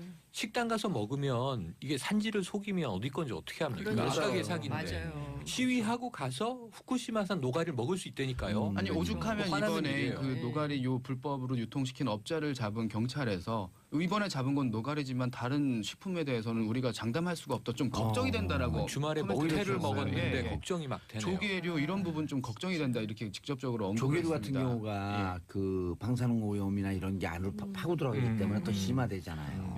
그 말씀도 좀 하나 드리려고 했는데 그게 맞습니다. 지금 그 변호사님께서 말씀하신 부분이 맞는 게 저 완전 열심히 연구했거든요. 예, 맞습니다. 그러니까 일본산 후쿠시마는 가리비 예. 갑자기 지역적인 특성상 보면 체르노빌하고 좀 다르잖아요. 그렇죠. 방사성 그런 오염 물질들이 대부분 이제 바다로 들어가고 바다로 들어갔고. 이제 물로 유입이 됐는데 이제 거기서 좀 걱정이 대표적으로 되는 게 요오드 131하고 세슘 137 요 두 가지 방사성 물질이 있는데 요오드 같은 경우는 반감기가 8일이라서 요즘에는 거의 다 검출이 안 된다고 하고 세슘 137 같은 경우는 반감기가 30년이래요. 30년이라 이게 그 줄어드는데 굉장히 오랜 시간이 드는 그런 그 방사성 오염 그리고 지금도 물질인데 계속 흘러나오잖아요. 방사성 물질이. 지하수라든지 아니면 강하류라든지 이런 데서 계속해서 들어오는데요. 문제는 뭐냐면 얘네들이 습성이 그 토양이라든지 그리고 퇴적층에 계속해서 쌓이게 흡착이 됩니다. 되는 거야. 흡착이 돼서. 그런데 가라앉으면서. 어패류가 가장 많이 오염이 그렇죠. 되는 거예요. 그 어패류들이 굉장히 많이 좀 오염이 돼 있는 거고 또 그거를 먹고 사는 그 좀 저류지에 사는 애들 있죠. 저서 어류라고 불리는 그 뭐 이렇게 가자미라든지 뭐 광어류 이런 생선들이 이런 저기 방사성 저기 오염 물질들을 먹고 축적이 되면 그 생선을 먹은 우리들도 몸에 쌓일 수가 있다는 겁니다. 그래서 광어회를 못 먹게 되는 광어회를 광어 뭐 아귀 뭐 이런 생선들이 좀 아니 근데 조심해야 이제 되는 이게 거죠. 더 걱정이 되는 게 자 우리 노가리 얘기했잖아요. 노가리는 서민들이 가장 많이 먹는 안주 아니에요. 호프집 기본 호프집 안주죠. 기본 안주. 호프집 기본 안주니까 이제 그럼 또 오늘 이 방송이거나 이 보도를 보는 사람들이 어떻게 되냐면 호프집 가갖고 노가리 못 먹죠. 노가리 안 먹으려 그래요. 그럼 우리나라 걱정이 산이 또 되네요. 타격을 받아요. 그럼 노가리 안 먹으면 우리나라 산이 타격받는 것뿐만 아니라 그 호프집에 하루 매출 얼마나 된다고. 그렇죠. 매출집 그렇죠. 자체를 안 가려 그래요. 그럼 서민들이 직접적인 피해를 보는 거거든요. 맞아요, 맞습니다. 네. 그 최근에는 노가리를 중심으로 한 그 프랜차이즈들도 계속 많이 생겨나고 있거든요. 그러니까 네. 노가리를 전문으로 한 안주로 하는 굉장히 저렴한 맥주집들이 많이 생겨나고 그렇죠. 있는데 그런 분들은 이런 소식이 계속 전해지면 타격을 입을 수 타격이 있습니다. 있죠. 예. 그리고 또 맥주 호프집은 왜 다 내 이름을 본다고 그게 많아. 달려라 무슨 비요. 봉이 많이 들어가죠. 예, 봉이 많이 들어가죠. 아, 봉이 많이 들어요. 구도 있고. 내가 봉으로 보이나 봐. 자, 우리가 우리끼리 얘기하느라고 청취자분들하고 소통 못했어요. 샵 1035 짧은 문자 50원 긴 문자 100원 샵 1035 문자 많이 보내주시기 바라겠습니다. 포항에 계신 분들 걱정 격려하는 문자도 좋고요. 여기 세 분의 기자분들 격려하는 것도 좋고요. 궁금한 것도 막 해주셔도 좋고요. 그래서 정봉주 너 훌륭하다 이런 것도 좋고요. 자 8939님 미국에서 살다가 오랜만에 귀국했어요. 팟캐스트로 듣던 정치쇼를 실시간 라디오로 들으니 감격이 밀려오네요. 최 반장 정말 너무 좋아요. 감격이 밀려오는데 후쿠시마산 해산물이 밀려와요. 저 지난주에 택시 탔는데 예. 택시 기사분께서 듣고 계시더라고요. 예, 녹음해갖고 저한테 보내줬잖아요. 예. 하나도 안 들려요. 그 아저씨 아 그랬어요? 예. 이 시간대에 딴 거 들을 게 없대요. 그래서 꼭 이 방송 듣는다고 하시더라고요. 아, 그러면 이 시간대 이제 정봉주 의원이 좋아서 듣는 거냐 그랬더니 그건 아니라고. 그래요? 누군지 알긴 해요. 누군지 알긴 해요. 누군지는 아시죠. 예. 나안 좋아한대요? 예. 전화번호 주세요. 전화번호 못 땄어요. 아, 택시번호 택시 안 탄다. 끝까지 추적하시나요? 아니 왜냐면 이게 끝까지 간다. 택시와 버스는 평정을 해버렸어요. 많이 10시부터 12시 사이에. 예, 많이 들으시더라고요. 안 듣는 사람은 요즘 그 가나다조가 있거든요. 그 개인 택시는 가나다 중에 정치 뉴스, 정치쇼를 안 듣는다. 그럼 조기 축구 멤버에서 뺀대요. 그리고 또 빼지 못할 경우는 같이 공차도 패스도 안 해준대요. 네. 정치조 안 들으면 패스 해줘야 되는데. 패스 안 해줘요. 제가 보기에는 그 지어내신 것 같아요 지금. 그죠? 아니 예를 들고 장윤선 기사님 안 들어오고 장윤선 기사님 오늘 패싱. 아, 패스. 아, 네, 패싱. 또 패스를 안 해줘요, 아, 네. 그렇구나. 자 다음 뉴스 장윤선 기자님. 예. 지금 자유한국당이 떨고 있습니다. 왜 왜요? 떨고 있냐면요. 지금 오늘 아침에 속보인데요. 자유한국당 최경환 의원 국정원으로부터 불법 압수수색됐죠? 1억 수수 혐의로 집과 사무실 모두 압수수색을 받았습니다. 소환 임박이네요. 예. 그런데 이분은 국정원으로부터 1억 받은 것뿐만 아니 1억 뇌물이죠. 뇌물 예. 받은 것뿐만 아니라 작년에 그 아시아투데이라는 언론에서 이미 보도한 바 있는데 롯데홈쇼핑에서 50억 수수 의혹이 또 있어요. 아시아투데이. 예, 그래서 첫 보도를 했는데 그래서 그때 그 최경환 예. 부총리가 소송 걸었죠. 소송을 걸었죠. 명예훼손 예. 혐의로 소송을 걸고 신문에. 그 재판 중에 있는데 어쨌든 이 건과 별건 수사를 할지 아니면 병합해서 수사할지는 모르겠지만 하여튼 두 가지 혐의가 있고 뿐만 아니라 같은 당의 원유철 의원도 예. 지역구의 사업가로부터 수억 원대 정치 왜들 자금을 그래요? 받은 의혹으로 예. 지역구 사무실 압수수색 받았습니다. 그리고 친박 좌장이죠. 서청원. 예. 서청원 의원계로 통하는 이우현 의원이라고 있어요. 이 양반은 있어요. 예, 인테리어 업자로부터 또 돈을 받은 혐의를 예. 받아서 이제 금품 수수 의혹을 받고 있습니다. 성완종 리스트로 홍준표 대표가 지금 대법 본인 뭐 나는 무죄다 이렇게 주장을 하고 판결이 있지만 남아 있죠. 예, 아직 대법 계류 중인 상황이거든요. 그래서 지금 뭐 지금 현직 대표, 전직 원내대표 등등 해가지고 한 10여 명 정도가 줄 소환을 앞두고 있는 거예요. 그 부패하면 보수정당 이런 얘기가 많이 있었는데 실제로 자유한국당이 그런 상황에 맞닥뜨린 것 같고요. 예. 무엇보다 지금 보면 자유한국당뿐만 아니라 국회 정보위에서도 여야 가리지 않고 돈을 받은 혐의, 의혹 뭐 이런 게 이제 나오고 있어요. 물론 이제 서훈 국정원장은 지난번에 이제 국회 출석해서 우리는 그런 얘기를 한 적이 없다라고 주장을 했지만 국회 많은 기자들이 지금 그와 관련된 내용을 좀 취재를 하고 있어서 예. 조만간 관련된 사실관계가 확인이 되지 않을까라는 생각이 좀 들고요. 또 다른 한편에서는 지금 자유한국당에 대한 이런 강도 높은 수사가 있으니까 맞불 작전을 펴고 있어요. 정치 탄압이다 이렇게 그렇죠. 예. 얘기하고 있는데 돈 받은 거 수사하는 게 왜 정치 탄압이에요? 그러니까요. 돈 그러니까 안 받으면 되잖아요. 그렇죠. 그렇죠. 그러니까 국민들이 전혀 공감하지 않고 있는데 이분들은 이것을 탄압이라고 주장을 하고 예. 있어요. 그러니까 부패 스캔들 취재가 아니라 뭐죠? 조사. 수사하는 건 너무 당연한 건데 이걸 가지고 정치 탄압이라고 주장을 하면서 노무현 정부 때 건을 또 꺼내면서 그때 거 다시 다 이미 끝난 거거든요. 그러니까 정상문 그 당시 총무 비서관 문제가 됐던 거 법률적으로 다 끝났는데 이걸 또 재수사하라고 요구를 하고 있고. 다 처벌받을 사람 처벌받고 그랬잖아요. 끝났잖아요. 예. 근데 그걸 또 다시 재소환하고 있고요. 그다음에 이제 검찰의 특수활동비가 법무부로 흘러갔다라는 얘기가 나오니까 이것도 또 수사해야 된다라고 주장을 하고 있는데 이게 각 부처마다 특활비가 있어요. 그래서 이제 일부에서는 납세자 연맹 같은 데서는 다 감사원 감사를 받게 하거나 왜 특수활동도 아닌데 막 이렇게 떡값처럼 나눠주면서 이걸 왜 특활비로 쓰냐 아예 없애라 이런 주장을 하기도 하지만 또 업무의 필요에 따라서는 국정원 같은 경우에는 아주 뭐 예컨대 뭐 우리 국민들이 뭐 납치됐다거나 뭐 이런 일이 있을 때 아프리카의 독재 국가 같은 경우에는 비밀리에 돈을 줘야 되거나 이럴 때 필요한 돈도 있다. 그게 특수공작 사업비인데 그렇죠. 청와대로 상납된 거잖아요. 그렇죠. 그 박근혜 정부에서는 그게 특수공작 사업비가 청와대로 상납됐던 건데 그럼 근데 청와대가 아프리카예요? 아니 그렇게 비하하면 안 되고요. 태양의 후예를 좋아하시긴 했는데.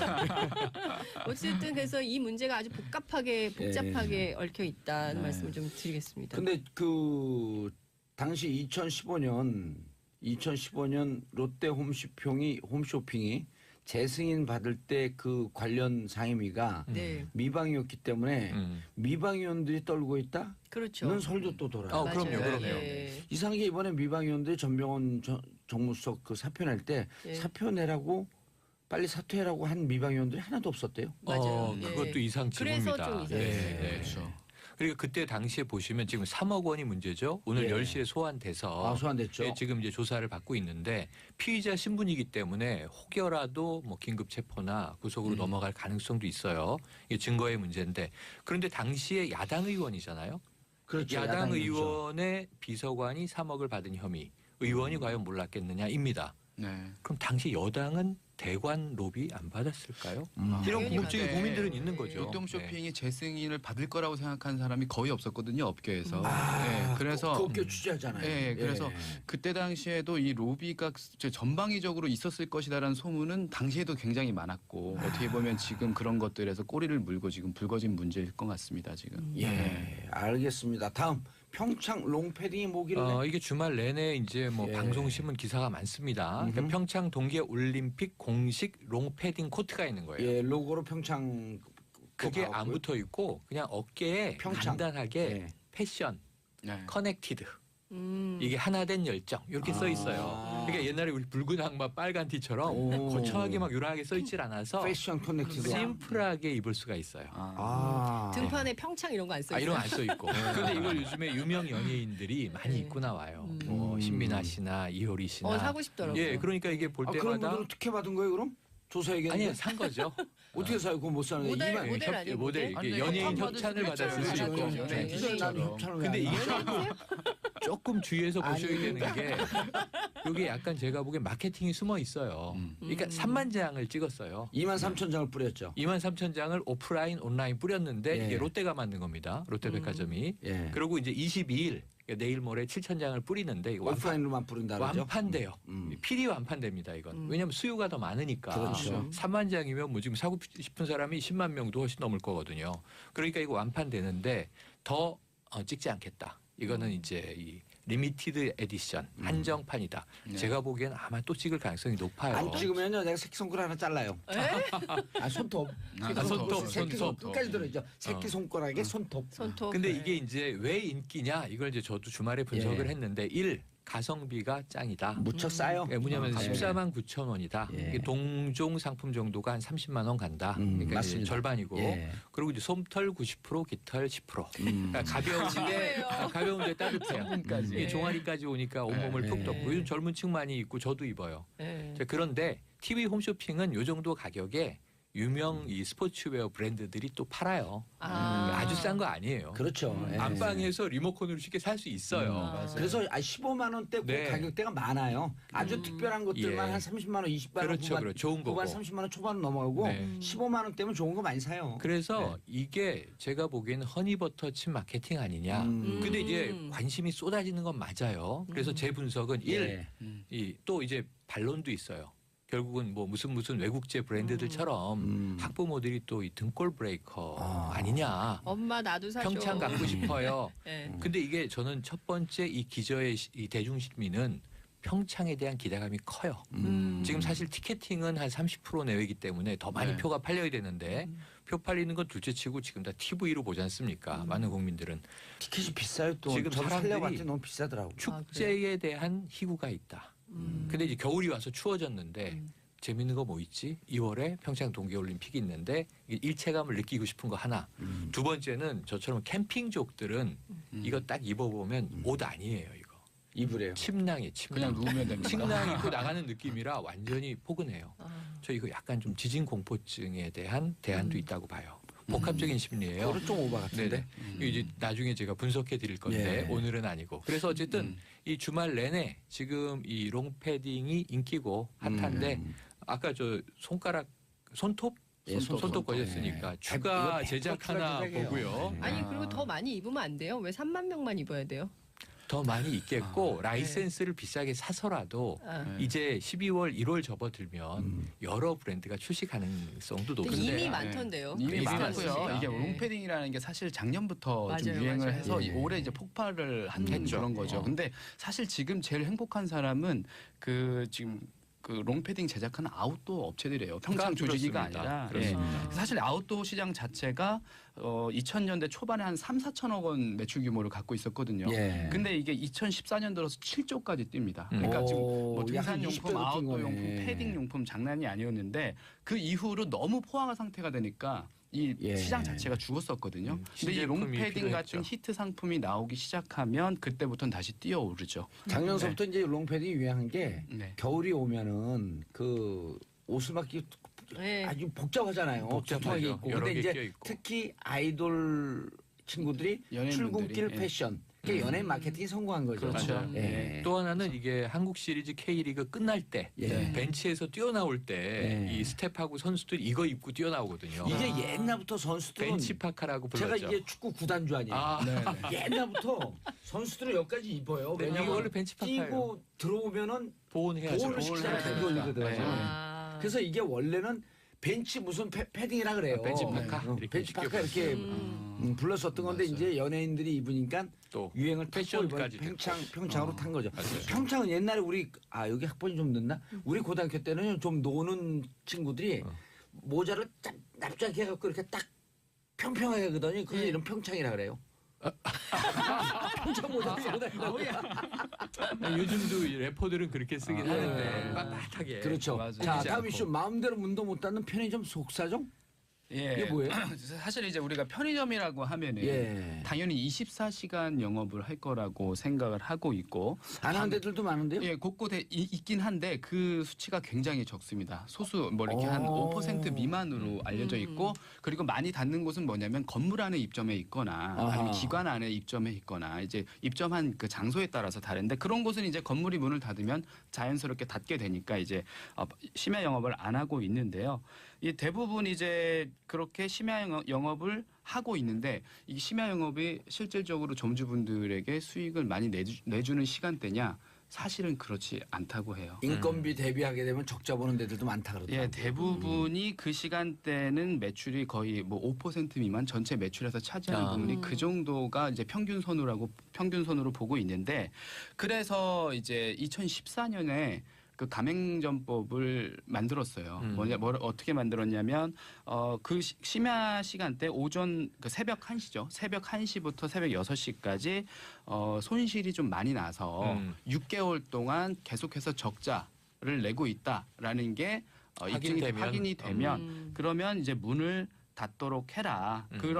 그런 점포에 한해서는 심야 영업을 하지 않아도 좋다라고 이제 그렇게 제도를 만들어 줬는데 그렇게 만들었음에도 불구하고 제대로 지금 문을 닫지 못하고 있어요. 왜냐하면 예. 이렇게 문을 닫으면 본사에서 싫어합니다. 본사에서는 마케팅 자체를 우리 편의점은 24시간 항상 열려 있습니다. 이렇게 해서 브랜드 마케팅을 하고 계속해서 영업을 해왔는데 문을 어디는 영업을 하고 어디는 안 하고 하면은 사실 이게 마케팅하기가 좀 쉽지 않거든요. 일관성이 없으니까. 그렇습니다. 그래서 24시간 안 하는 점포에 대해서는 이익 배분을 할 때 매출 대비 이제 이익을 배분할 거 아니에요. 본사랑 점포랑. 그 배분 비율을 불이익을 줄입니다. 주고. 예.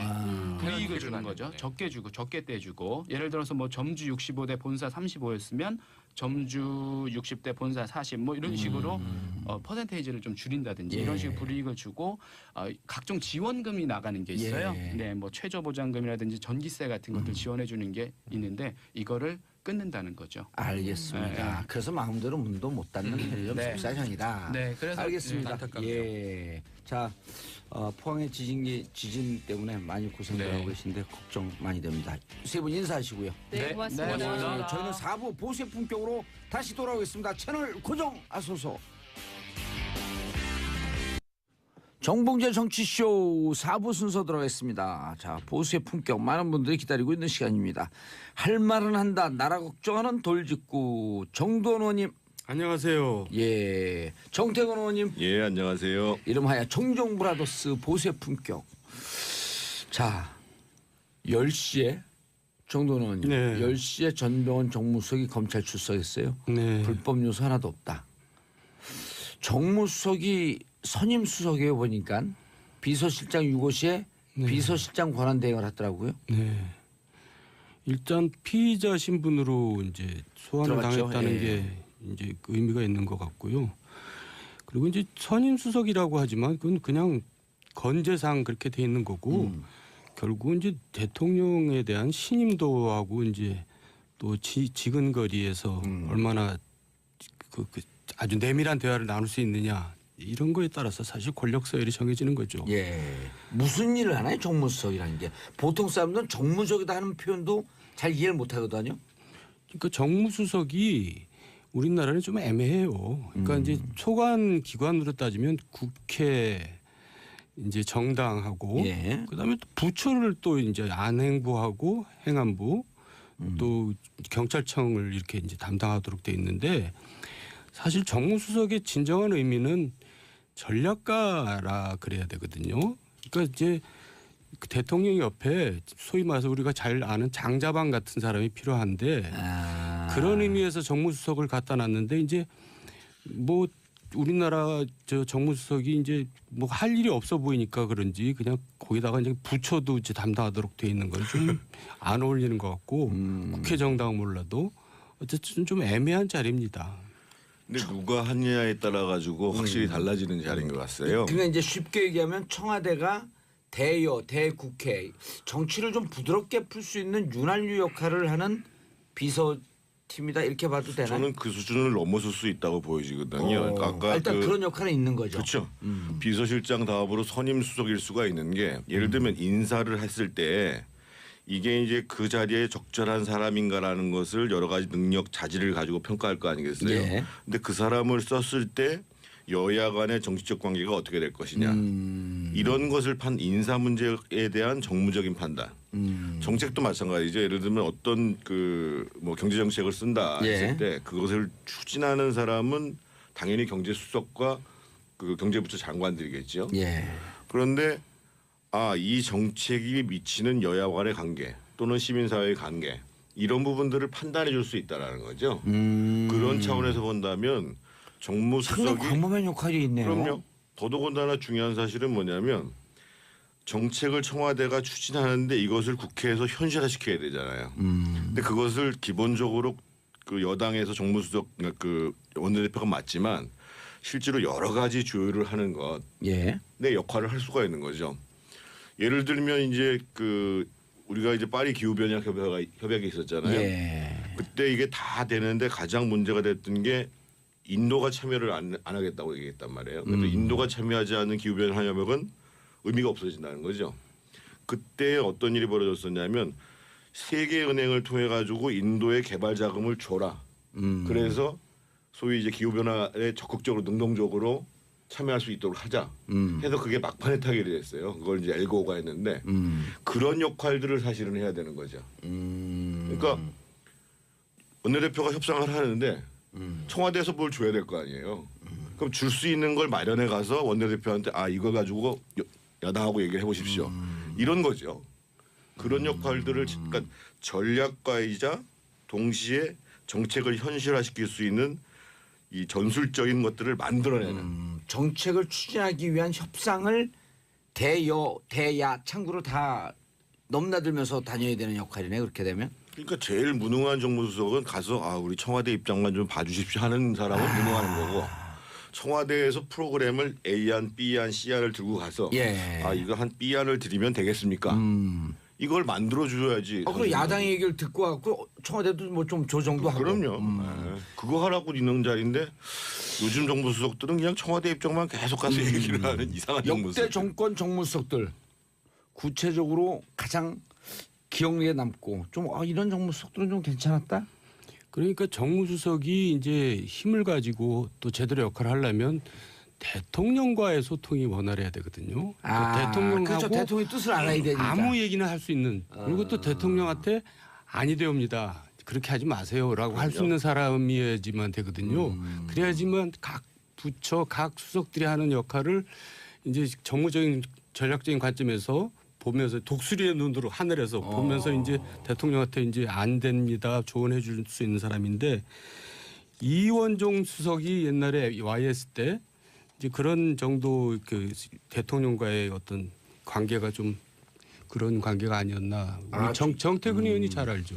이원종 수석이 참 그 이분이 39년생이신데요. 삼척분이세요. 그리고 이제 경복고등학교 나오신 분인데 경복. 예. 근데 이 YS한테 어떻게 가게 되냐면 경복고등학교 후배인 그 DR 김동영 씨가 추천을 해서 70년대 중반에 YS 상도동에 합류를 해요. 그러니까 오래되는 관계죠. 근데 이분이 3번 다 낙선을 해요.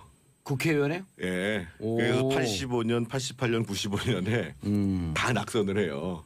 그런데 이제 YS가 정무수석으로 발탁을 한 거예요. 92년 이제 집권한 이후에. 그렇죠. 그래서 93년 말부터 마지막까지. 한 4년을 했네요 그러면은.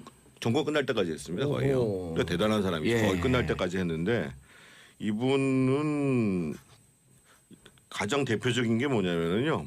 정무수석이 돼가지고 예. YS가 이제 좀 그 역대 막 그 그때 이제 그 노태우 정부 전두환 정부 청산을 하잖아요. 그렇죠. 예. 하나에도 나중에 쳐고 막. 예. 그 전에 정권을 안정화시키기 위해서 무엇을 했냐면 YS하고 전두환, 노태우, 최규하 전직 대통령 회동을 성사시켜요. 이런 역할도 하고 그 이현종 정무수석이. 그렇죠. 또 어떤 가장 큰 게 그 당시에 자유한국당에서 아니죠. 그때 뭐 민자당 정도. 민자당. 예. 민주자유당에서 예. 신한국당으로 넘어갔잖아요. 그렇죠. 예. 거기에 핵심이 뭐냐면 JP가 이탈하는 거예요. 그렇죠. 95년도가 나오죠. 그러니까 JP가. 이 당이 어떻게 되냐면 완전히 우파 정당에서 중도 우파 정도로 당이 움직이게 되는 과정을 하는 거죠. 그래서 그것도 이제 이분이 사실상 기획했다고 봐야 되고 결정적인 것은 이제 95년 지방선거에 패배한 다음에 96년 때 신한국당이 총선에서 승리하잖아요. 예. 그것을 이제 기획을 하죠. 그러니까 대단한 분인데 그 무엇보다도 사심 없이 충원을 하는 거예요. YS 입장에서 보면 좀 피곤하겠죠. 근데 저 사람이 사심이 없다고 판단을 하니까 얘기를 듣는 거죠. 예. 그래서 정무수석은 기본적으로 충성심이 있어야지 대화가 잘 되지 않겠어요? 그런데 전제가 사심이 없어야 된다. 그러면서 이제 사심이 없고 대통령한테 눈 부라리고 얘기할 수 있는. 그렇죠. 그러면서 이제 정무 감각이라는 게 있어야 되고 예. 그것을 또 이 이현정 수석의 그 큰 장점이 뭐냐면 이분이 역사에 대한 이해가 굉장히 깊은 분이에요. 제가 너무 많이 떠들었네요. 아니 그 정도로님. 예. 그런데 자 아니 그 대통령하고 사심 없이 네. 그다음에 별 거리낌 없이 얘기할 수 있으면 대통령의 스타일도 중요하잖아요. 예를 들어서 YS 같은 경우는 사람들 얘기를 잘 듣는 거로 유명하잖아요. 그리고 본인이 통이 크고 자신감이 있죠. 예. 예. 심지어는 뭐 들어가다가 뭐 어디 가다 이렇게 경비원한테도 물어볼 정도로 사람들 얘기 잘 듣는다는데 그런 캐릭터가 있었기 때문에 이현종 같은 정무수석이 맞습니다. 있을 수 있을 텐데 얘기를 안 들어. 그럼 누가 와서 얘기하면 기분만 나쁠 거 아니에요. 그러니까 이제 장단점이 다 있지만 YS는 그릇이 좀 크죠. 이제 제가 볼 때는 노무현 전 대통령도 뭐 장단점이 있지만 그릇이 큰 편이에요. 왜냐하면 자기를 좀 이렇게 유인태 정무수석처럼 맨날 졸고 싫어하는 사람도 데려다 쓰잖아요. 그리고 총리한테도 뭐 일을 다 맡겨버리고. 예. 근데 그 후에 대통령들을 보면은 좀 뭐랄까 그릇이 작아서 뭐 힘을 안 실어줘요. 오히려 이 얘가 내 힘을 뺏어갈까봐 두려워가지고 예. 항상 그냥 좀 충성심만 강하고 말 잘 듣는 사람만 데려다 쓰는 거예요. 그러니까 좀 줏대가 있고 좀 강단이 있고 이런 사람은 절대 안 써요. 그러니까 유인태 수석 말씀하셨는데요. 유인태 수석은 조는 것 같은데 졸지는 않아요. 졸면서도 다 듣는 능력이 있는 사람입니다. 유인태 수석 같은 경우는 그러잖아요. 졸면서 해야지 보통 사람과 비슷하게 한다. 제가 이제 그 유인태 수석 말씀 예. 나왔으니까 그런데 그 MB가 이제 서울시장일 때 청계천 복원을 했잖아요. 예. 청계천 복원의 숨은 공신이 유인태 정무수석입니다. 그래요? 왜냐하면 그 당시에 청계천을 복원을 할 때 정부에서 협조하지 않으면 할 수가 없습니다. 왜냐하면 2002년도에 MB가 서울시장이 되고 노무현 대통령이 2002년 12월에 대선이니까 그렇죠. 임기가 겹치네 두 분이. 그럼요. 예. 오호. 그래서 예를 들면 청계천 같은 대공사를 하려면 서울시의 교통체계 이런 부분들에 대해서 경찰이 협조를 해줘야 되거든요. 그렇죠. 그 외에도 여러 가지가 많습니다. 그리고 이런 도로가 지방도로도 있고 중앙도로도 있고 이게 막 겹치잖아요. 그래서 천도 이제 그렇고. 정무수석 당시에 청와대에서 이 문제를 검토하도록 만든 사람이 유인태 수석이고 그래서 실제로 청와대 국무회의 하는 과정 속에서 쭉 장관들 의견 들어보다가 그러면 노무현 대통령이 추진하도록 우리 협조하자 이렇게 만들어준 사람이 사실은 유인태입니다. 그런데 이제 그 노무현 대통령이 청계천을 두 분이 결국 진짜 전문가시네요. 허락했던 근본적인 이유는 예. 이거예요. 그때 이제 국정원을 비롯해서 각 정보기관에서 보고가 어떻게 올라갔냐면 저 청계천은 저거 안 됩니다.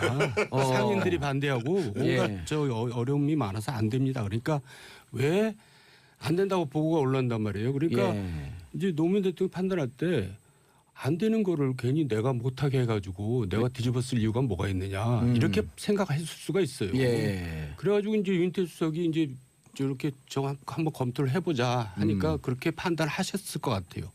내가 괜히 그 막아서 안 되는 것처럼 하지 말고 내버려둬. 어차피 하라고 놔둬도 안 될 것이다. 그래가지고 이제 저는 그게 통과됐다고 보거든요. 근데 그게 결정적인 분기점이에요. 그거 되면서 이명박 대통령도 된 거죠. 예. 유인태 정무수석에 대해서 개인적으로 어떻게 평가하세요? 저는 제가 제일 좋아하는 정치인 중에 하나인데요.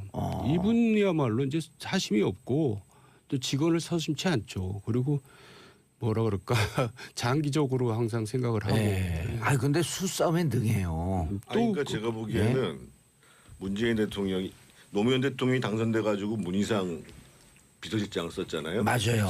유인태 같은 분을 비서실장으로 썼으면은 훨씬 더 세련되게 하지 않았을까. 근데 이제 쉽지가 않았을 거라고 판단하는 게 이 유인태 수석이 이제 물러나게 되는 과정에 보면 예. 그건 직접 들은 얘기인데 장관급 인사에 대해서 노무현 대통령이 천거하는 사람이 아주 부적절한 사람이었다는 거예요. 예. 그래서 그거를 처음에 한번 반대를 했어요. 그래서 예. 그 당시만 해도 청와대 인사추천위원 수석들로 하는 인사추천위원회가 반대하면 못했다는 거예요. 근데 몇 달 있다가 또 하시더라는 거예요. 그 사람을. 예, 그래서 또 반대를 했대요. 예. 근데 이제 마지막에 보니까는 한 몇 달 있다 또 올라와가지고 또 반대를 했더니만은 약간 노무현 대통령이 불편하면서 좀 이 비아냥하는 투로 이제 유인태 수석을 질책을 했다는 거예요. 그 소문은 많이 돌았죠. 네. 학교 문제까지 하면서. 예. 그래서 내가 이제 직원을 하는 것을 편하게 생각하시지 않는 단계가 됐구나. 떠날 때가 됐구나. 라고 판단을 해서 이제 물러났어요. 그래서 청와대에서 후임 수석을 누구를 찾을까 막 고민을 하다가 누구 찾은 사람이 누구냐면 김부겸이었습니다. 그 당시에 이제 그 한나라당에 있다가 열린우리당 합당하면서 참여했었잖아요. 예. 그래가지고 이제 총선 준비하고 있는데 청와대에 있는 참모들이 젊은 참모들이 그 김부겸 장관 의원한테 당신뿐이 없다. 그래서 이제 국회의원을 딱 뛸 생각을 하고 마음을 딱 준비를 했는데 노무현 대통령이 정무수석을 폐지해버렸잖아요. 그렇죠. 유인태 정무수석 떠나고 난 다음에 노무현 정부 때는 정무수석이 없었습니다. 그래서 이제 김부겸 의원은 김포인가요? 군포 가서 예. 군포 가서 이제 국회의원 했고. 예. 역대 정권의 정무수석 가운데 좀 부적절했다 한 분.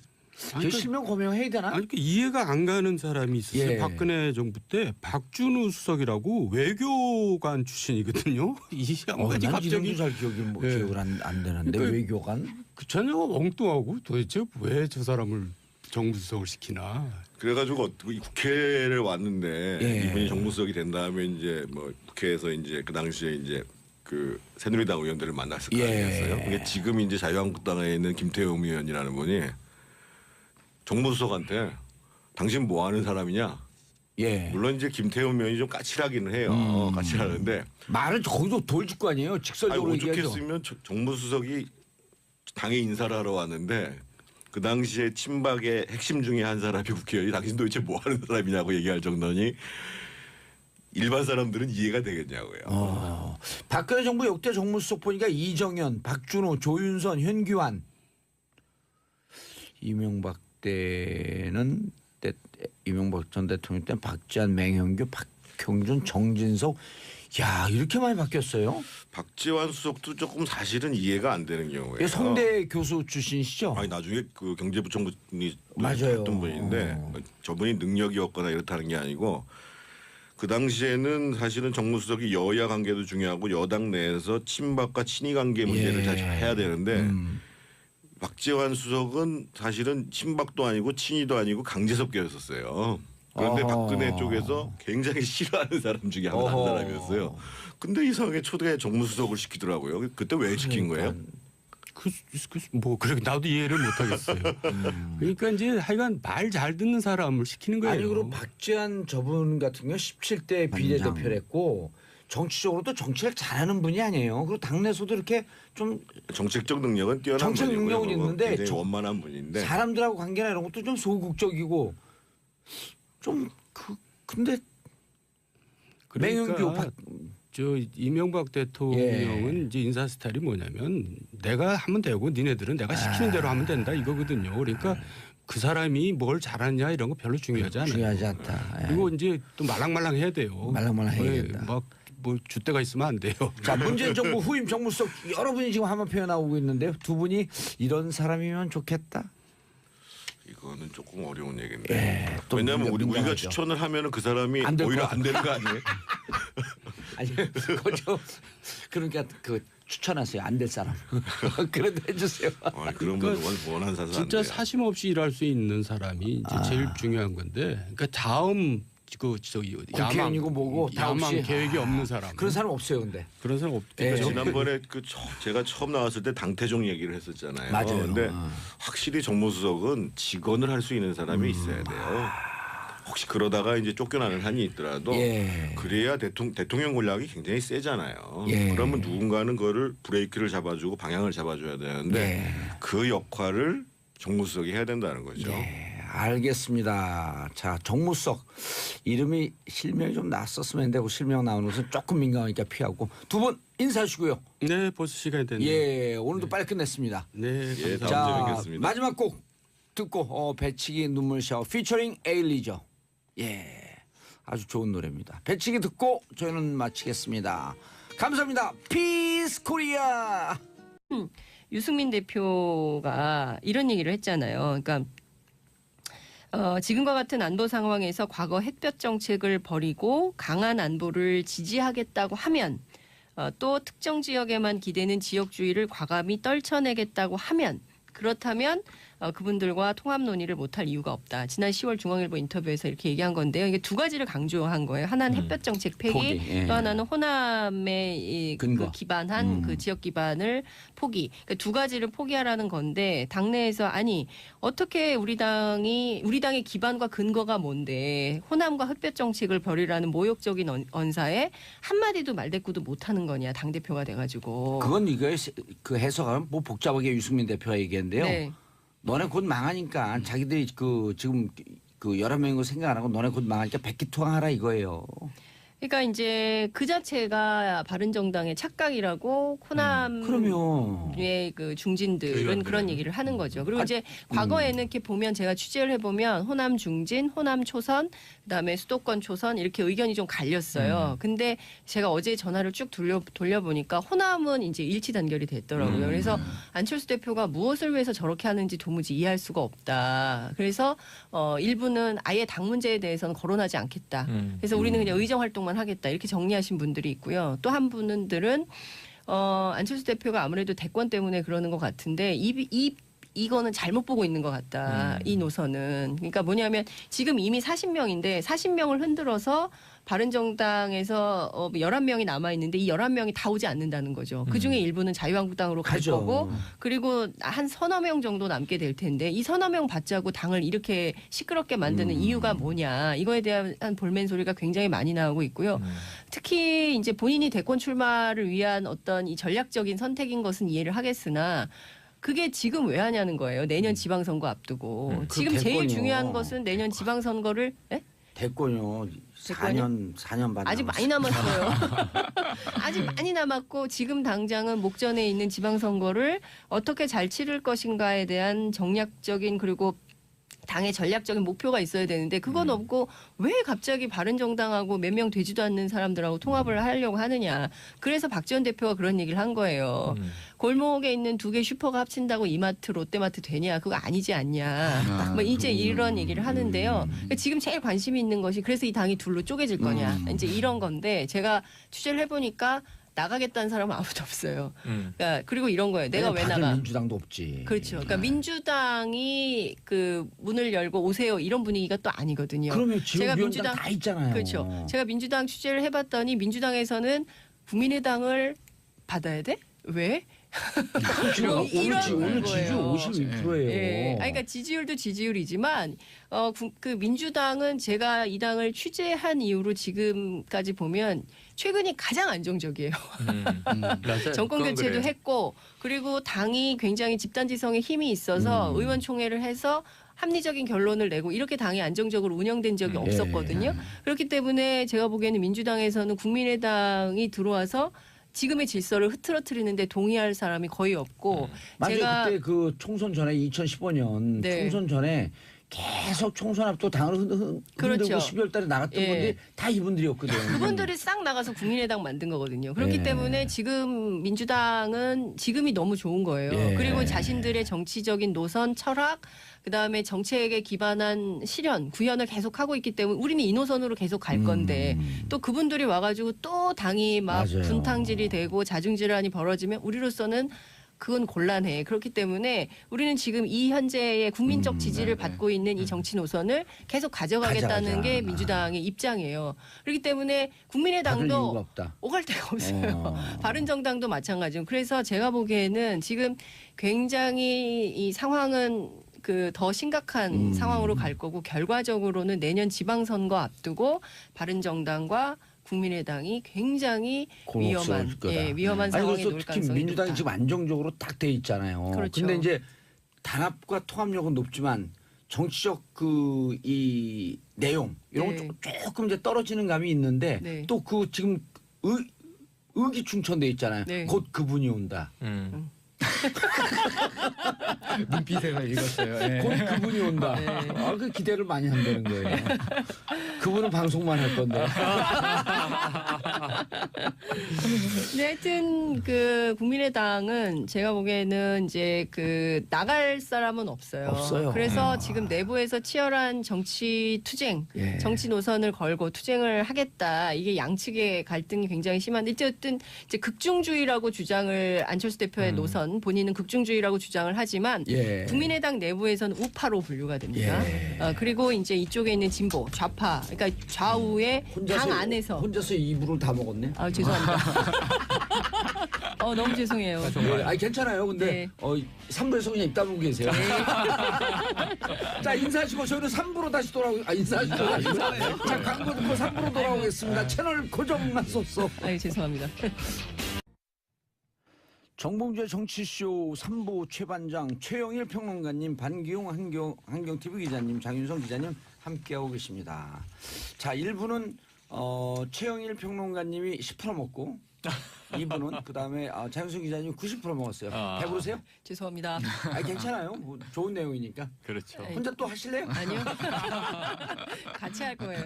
예. 자 반기용 기자님 그래서 그거 정리 안 하셔도 되겠죠? 네. 국민의당.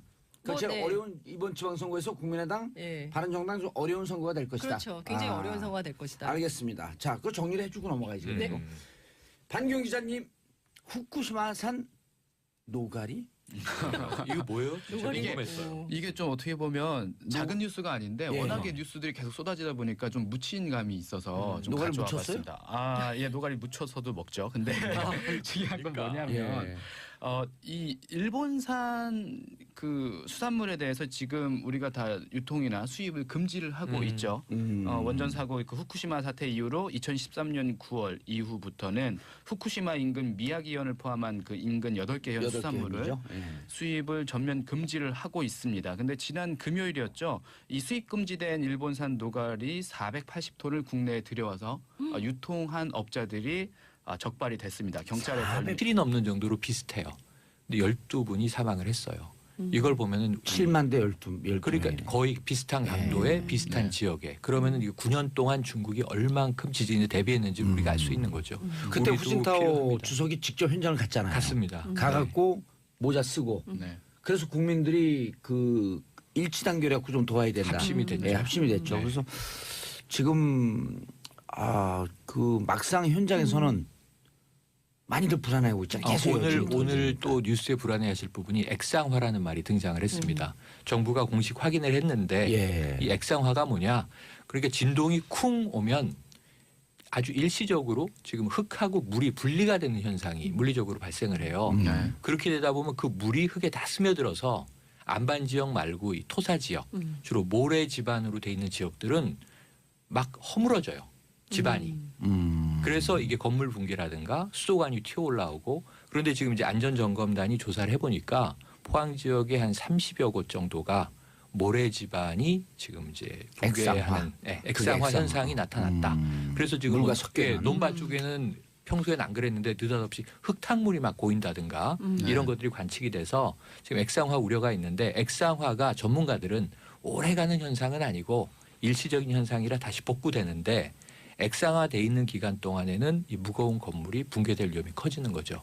우리 싱크홀처럼 쑥쑥 빠질 수 있다는 거죠. 네, 그래서 여기에 대해서는 또 추가적인 안전점검이 필요한 사안이라 그러니까 함부로 움직일 수도 없는 지금 포항은 정말 좀 걱정들이 많으실 것 같고 오늘 아침에 저도 또 이 그 경북방송국하고 통화를 했는데 방송국도 허물어져 있고요.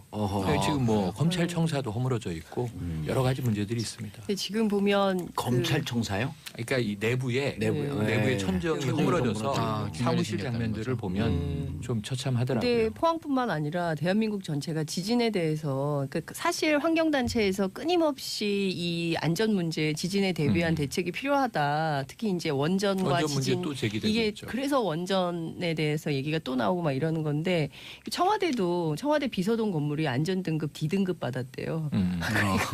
이게 지금 전국이 아니 지난번에 우리 그 청와대 캐비넷에서 예. 캐비넷에서 자료 나왔다 그럴 때 자유한국당 야당에서 비판했잖아요. 그게 왜 지금 나오냐. 네. 근데 그분들 안 들어가 봐서 그러는데요. 네. 청와대 그 비서동 특히 정무 민정을 이렇게 칸막이 놓고 쓰거든요. 예. 그게 막 이런 롯데호텔 같은 현대식 건물이 아니고 예. 그 살인의 추억 보면 그 경찰청 나오잖아요. 맞아요. 그 정도 분위기로 이해하면 딱 돼요. 그러니까 되게 40년 된 건물이에요. 굉장히 안 좋대요. 그러니까 사람들이 청와대 그러면 굉장히 좋은 데서 의리의리한 데서 아니 근무할 거라고 68년도인가 생각하는데 언제 저진 그러니까요. 거니까요. 40년 됐고 그리고 예. 안전등급 D등급이어서 지진 나가지고 자기들도 쫄았다고 막 불안해요. 그러더라고요. 그래서 아니 그 이게 40년 되고 그런 거 다 알잖아요. 제가 예. 이제 준비하는 거예요. 아니 그런 갑자기 무슨 갑자기 이게 무슨 말씀이십니까? 새로 예. 질 준비를 해야 된다고. 깜짝이야. 새로 오해의 소지가 있는 줄 알고. 예. 네. 근데 어쨌든 그 안전에 대해서는 정말 예 아무리 강조해도 지나침이 없는 것 같고요. 특히 맞아요. 이제 포항 시민들 뭐 이렇게 무슨 천불 뭐 이런 얘기하는 자유한국당 최고위원 류여의 의원 있었는데 참. 그 얘기 안 했다고 그렇더라고요. 지금 하니까 한 얘기는 그러니까요. 준엄한 경고와 천심. 요게 이게 정확한 참- 워딩입니다. 그리고 이번에 양산 단층, 네, 네. 양산 단층이 크고 엄청 넓어요. 한 300km가 넘어가요. 맞아요. 네. 그래서 포항 끝에서부터 양산 끝까지인데 양산 단층 때에서 벌어진 것도 아니고 양산 단층의 이름 없는 지류. 서쪽 지류에서. 네. 이름을 뭐 그리고 장사단층. 우리나라 원전이 다 양산 단층 위에 있대잖아요. 지금 이 시기에 아마 신고리 오륙호기 여론조사를 했다면 좀 결과가 어떻게 달라졌을까요? 됐을지는 사실 그렇죠. 장담할 수 없는 상황인 것 같아요. 그리고 이렇게. 핵 폐기물 처리장까지도 그 양산 단층 위에 있잖아요. 맞습니다. 요거 오늘 짚어야 될 것 같은데 예를 들면 내진 설계 안전하다. 대부분 원전은 이제 지진 규모 6 이상을 버티고 최근에 지어진 신고리 한 3호기, 4호기까지는 7 이상이다 이렇게 얘기를 하거든요. 오늘 액상화 말씀드렸잖아요. 네. 액상화 50년대 일본 학자가 만든 건데요. 이 이론에 따르면 지진 규모 7 이상일 때 액상화 현상이 나타난다 이렇게 얘기가 됐어요. 근데 지금 우리는 5점대에 5점대가 나왔네요. 지금 네. 뭐 여진 5.6 3점대 대. 6번 지금까지 58번의 이제 여진이 있었는데 액상화가 나타난 거예요. 그러니까 이게 저는 딱 교과서적으로 맞지 않는다. 맞아요. 지진과 이런 등등의 그 단층 논리는 지구를 다 이해를 못하니까. 맞습니다. 예. 알겠습니다. 다음 이슈 장윤성 기자님. 예 전원 감독은 국민의당? 네? 그렇게 뽑혀 있네요. 예. 그- 뭐 ICBM 했대요 거기서. 그건 아닌데요. 예.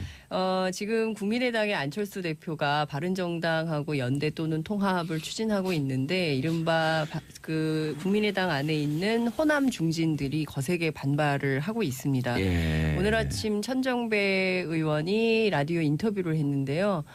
단언컨대 소멸의 길이다. 그러니까 연대 바른정당하고 연대 통합하는 것은 단언컨대 소멸의 길이다 이렇게 비판을 했고요.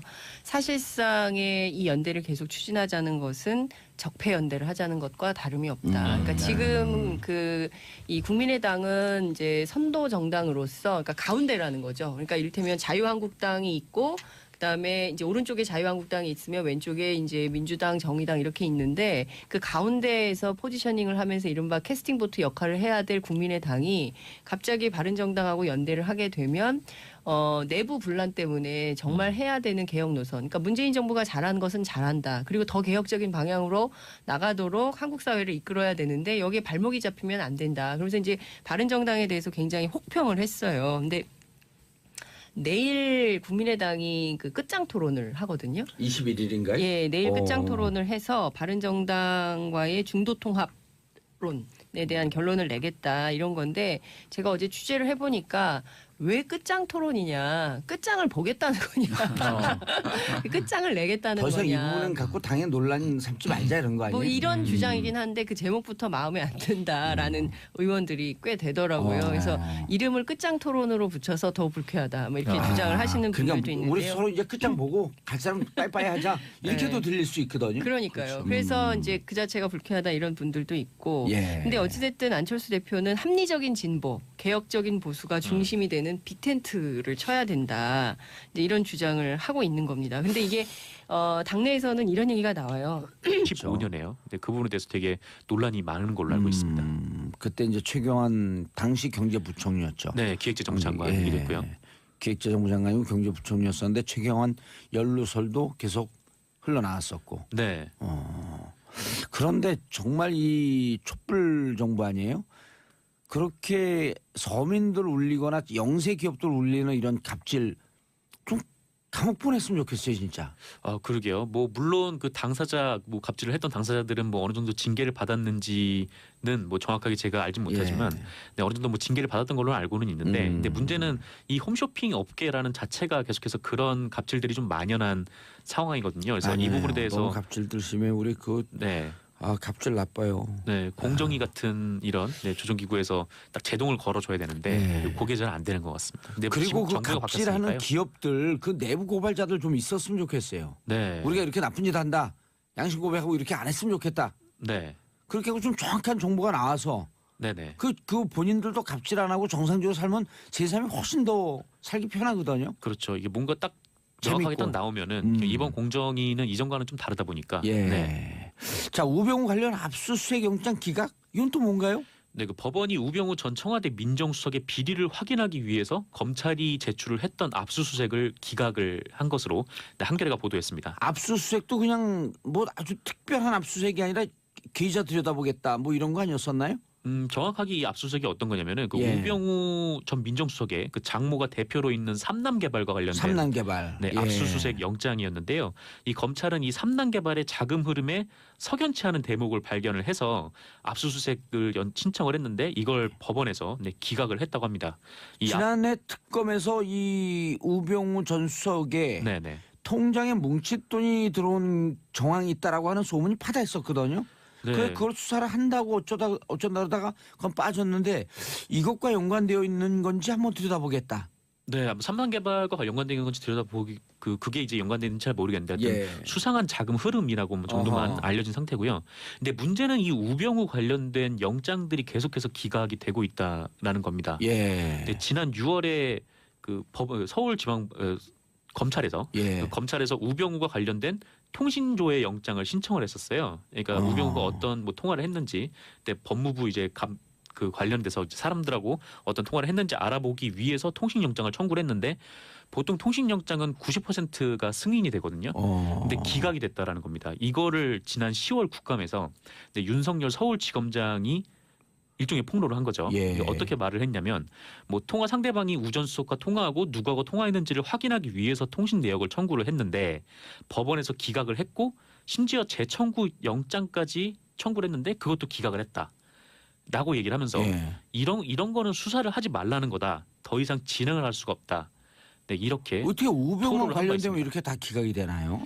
그러게요. 이때 그래서 이제 국회의원들이 이제 물어본 거죠. 이 영장 전담 판사가 어떤 사람이냐, 지금도 영장 전담 판사를 하고 있냐라고 물어봤을 때 윤석열 검사는 당시에 그 지검장은 당시에 지금도 영장 전담 판사를 하고 있다라고 얘기를 했거든요. 예. 그래서 지금 영장 전담 판사를 하고 있는 사람, 그러니까 오민석 판사, 예. 권순호 판사, 강부영 판사 중 한 분이라는 건데 아직 어떤 사람이 계속해서 이 우병우 관련된 영장을 기각하고 있는지는 알려지지 않은 상태고요. 그 영장 전담 판사가 올해 2월에 임명됐던 분 아닌가요? 인사이동하면서.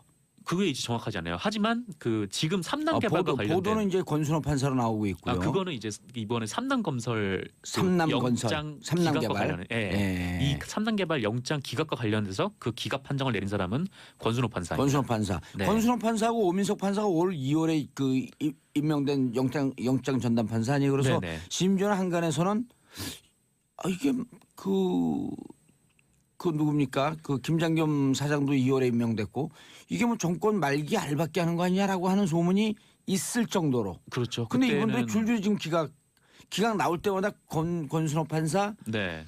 오민석 판사 얘기가 나오고 있거든요. 그렇죠. 그 얘기가 계속 나오고 있는데 특히 최근에 예. 그 박근혜 정부 국정원장들이 구속이 될 때 한 예. 명만 빠졌잖아요. 그러니까 이병호. 이병호 전 국정원장만 예. 기각이 됐는데 사실 이병호 전 원장이 특수활동비 중 가장 많은 금액을 대통령한테 전달을 했고요.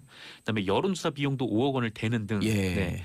혐의가 어떻게 제일 보면, 많아. 네, 혐의가 제일 무거워요. 예. 근데 그 이병호 국정원장이 근무했던 기간이 우병우 전 수석과 근무했던 기간이 정확하게 겹친다는 거 아니에요? 검찰 일각에서는 그렇게 의심을 하고 있는 겁니다. 그러니까 우병우와 관련이 됐기 때문에 이병우의 기각이 됐다. 영장이 기각이 된 거 아닌가라고 검찰 일부가 의심을 한다. 예. 이렇게 한겨레가 보도를 했습니다. 예.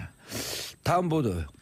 네, 다음은 예. 네, 이명박 정부의 국가정보원이 2011년 지상파와 보도 채널에 반값 등록금 집회 보도를 자제해달라 이런 요청을 한 사실이 확인이 됐습니다. 반값 등록금은 이명박 대통령 공약 아니에요? 공약이죠. 네. 그저 공약인데 저 내용은 또 그 17대 국회 때 제가 제안한 걸 갖고 가져갔다고 또 이준석 최고위원이 그때 이준석 최고위원인가요? 아니죠? 당시 비대위원, 새누리당 비대위원. 예, 비대위원. 예, 비대위원이 그 밝혔죠. 이건 정봉주 의원의 아니었다.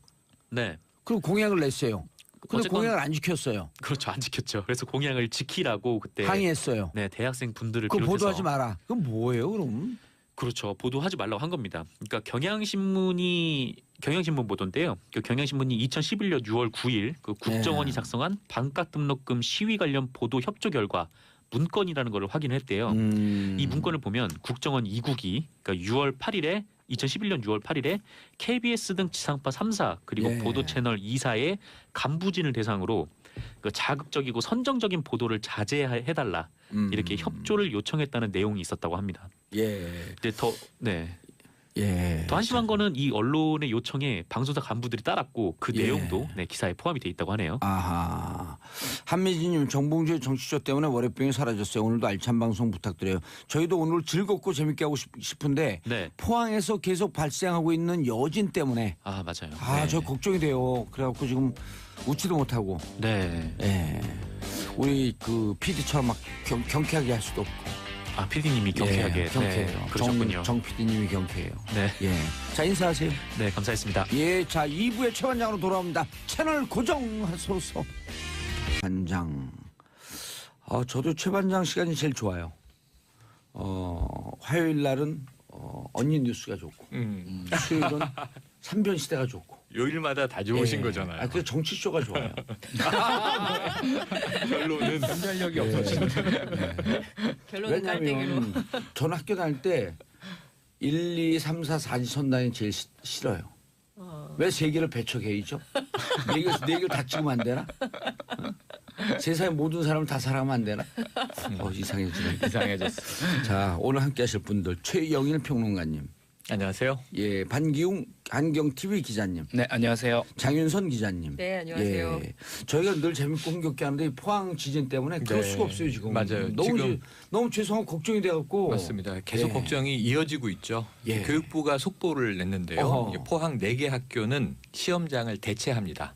학교 자체를 바꾸는 거예요. 건물이 위험하기 때문에 북부 지역의 타격이 컸어요. 예. 남부 지역 학교로 옮기는데 전국적으로 이제 내일 모레 글피 시험입니다. 그렇죠, 목요일이요. 다시 네. 수능입니다. 23일. 어. 그런데 전국적으로 시험장은 그대로고 자리 위치는 바꿔요. 그런데 이제 포항은 4개의 학교는 이제 시험장 자체가 바뀐다. 예. 여기 나왔는데 사실은 지금 이게 오늘 아침에도 월요일인데 또 긴급한 게 또 예. 왔죠. 그렇죠. 여진이 있었죠. 예. 11시 45분에 3.5. 아침 맞습니다. 그 새벽 6시 무렵에 3.6. 3.6. 예. 그래서 3이 넘는 알겠습니다. 네, 자, 규모가 2개 더 포항 왔습니다. 지진 얘기는요. 그 잠시 뒤에 그 계속하기로 하고요. 네. 장윤선 기자님 첫 번째 아. 뉴스. 네. 포항 잠깐 더도 말씀을 좀 드리자면 지금 날씨가 춥고 갈 데가 없는 이재민들의 문제가 너무 심각한 예. 것 같아서 정부가 대책 마련한다고 하는데 특히나 아이들의 문제가 그렇죠, 심각한 그렇죠. 것 같더라고요. 그러니까 아이들의 감기가 돌봄. 돌면 또 큰일 나거든요. 예, 그렇기도 하고 또 이 돌봄이 그러니까 거의 이제 혼자 있다가 지진 때문에 피해 입은 청소년 같은 경우에는 이 트라우마가 너무 커서 아이들 되게 힘들어한대요. 근데 사실 이제 심리 상담 이런 것도 늘 우리는 보면 후순이잖아요. 근데 그렇죠. 이제 이 아이들에 대한 이런 돌봄 서비스 이런 것들을 정부가 적극적으로 좀 지원할 필요가 한 있겠더라고요. 500가구인데 그 긴급 재난 지역 선포해갖고 집중적으로 이게 그 행정력이 총동원돼야 되잖아요. 난 그러니까. 저 선택과 집중인데 조금 전에 네. 이 중앙재난관리위원회가 예. 대통령에게 특별재난지역 선포를 건의했습니다. 대통령이 선포하면 바로 시행이 아니 그러니까 됩니다. 이런 거 네. 신속하게 해야 돼. 신속하게. 그렇죠. 예. 근데 그 어떤 때보다 신속하게 정부가 대응을 해서 사실은 세월호 때하고는 비교해서 국민들이 정부가 참 적극적으로 대응하고 있고 특히 이제 김부겸 장관이 예. 포항의 아이들도 우리 아이들이다. 그렇기 때문에 이 아이들이 이제 시험에서 그 차별받아서는 안 된다 이런 얘기에서 수능 연기한 것에 대해서 많은 학부모님들께서 공감하고 동의하시고 애들이 먼저 그런 얘기를 한대요. 네. 아니 같이 시험 봐야지 엄마. 걔네들 따로 하면 안 되지. 이렇게 그래서 저는 이게 짠하네. 촛불이 예. 만든 대한민국 어떤 새로운 문화. 그러니까 옛날 같으면 막 경쟁 위주로 하고 막 이럴 텐데 맞아요. 그게 아니라 아이들이 그 무슨 소리냐 같이 해야지. 그래서 오히려 부모들이 애들한테 배웠다 이런 얘기를 제가 들었어요. 작년인가요? 초등학교 6학년 아이들이 졸업식 앞두고 마지막 네. 그 체육대회 하는데 그 장애인 친구가 있었잖아요. 네, 네. 네, 그 반에. 맞아요. 근데 100m 뛰는데 달리기를 네. 세 명이 그 아이를 데리고 같이 같이 맞아요. 꼬린선에 맞아요. 그 사진이 많은 사람을 울렸잖아요. 화제가 맞아요. 됐죠. 예. 예. 그 이번에 그게 그런 사회적 문화와 분위기가 전국적으로 확장됐다고 보면 그런 거 돼요. 같아요. 59만 명으로 예. 그런 거 해야지 그게 사회거든요. 그렇죠. 예. 예. 그 약간 좀 달라진 풍경이 있는데 마이크는 어디다 갖다 예. 놓고 약간 좀 달라진 풍경이 뭐냐면요. 이전 그 세월호 때는 그 진도 그 체육관에서 팽목항. 예, 팽목항 갈 곳 없는 분들이 거기 유족분들하고 관계자분들이 7개월 동안 거기서 엄청서 맞아요. 있었잖아요. 맞아요. 근데 이번엔 지금 지진 난 지 3일 만에 개별 칸막이, 뭐 텐트 다 설치를 하고 있지 너무 않습니까? 좋더라고요. 예. 보면서. 그래서 확실히 좀 그런 모습들이 좀 빠른 대처 이런 것들이 좀 달라진 모습이 있다. 이렇게 뭐 보여져요. LH 공사도 지금 약 500채 정도 임대주택을 동원하겠다. 임시 거처로 제공하겠다. 이렇게 돼서 지금 500채는 네. 아니고 그게 해갖고 한 100 아까 그 방금 일부에서 얘기한 150, 60채 그래갖고 한 전체 340채 규모로는 예, 340 그렇죠. 가구 정도는 아직도 대책이 안 됐다고. 네네 비어 있다. 그러니까 이때 이렇게 생각을 해야 돼요. 대통령도 그렇게 생각하시겠지만 포항 시민도 대한민국 국민 아니에요. 그렇죠. 그렇죠. 그 우리가 함께 우리 가족이고 한 나라를 보면 가족 아니에요. 그럼요. 가족이 저렇게 고통을 겪고 있는데. 공동체라고 예. 하죠 우리가.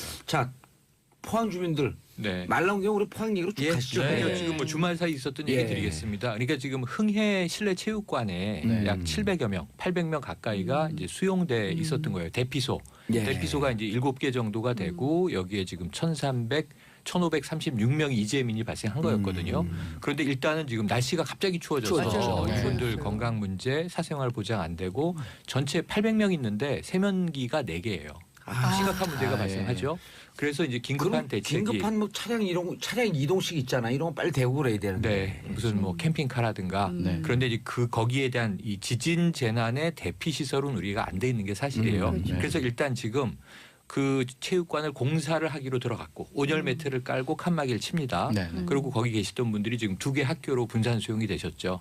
하나는 이제 이 흥해 공고, 하나는 남산 초등학교 이렇게 며칠가 계시다가 체육관의 공사가 공사가 완료되면 끝나면? 다시 오시는데 다 오시는 게 아니라 장기와 단기 대피자로 구분을 해서 아하. 네. 장기 대피자는 돌아오시고 단기 대피자들은 이제 임시 거처에 있다가 단기라고 하면 이제 집이 복구되면 예, 집이 들어가실 수 복구돼서요. 있는 이렇게 예. 되고요.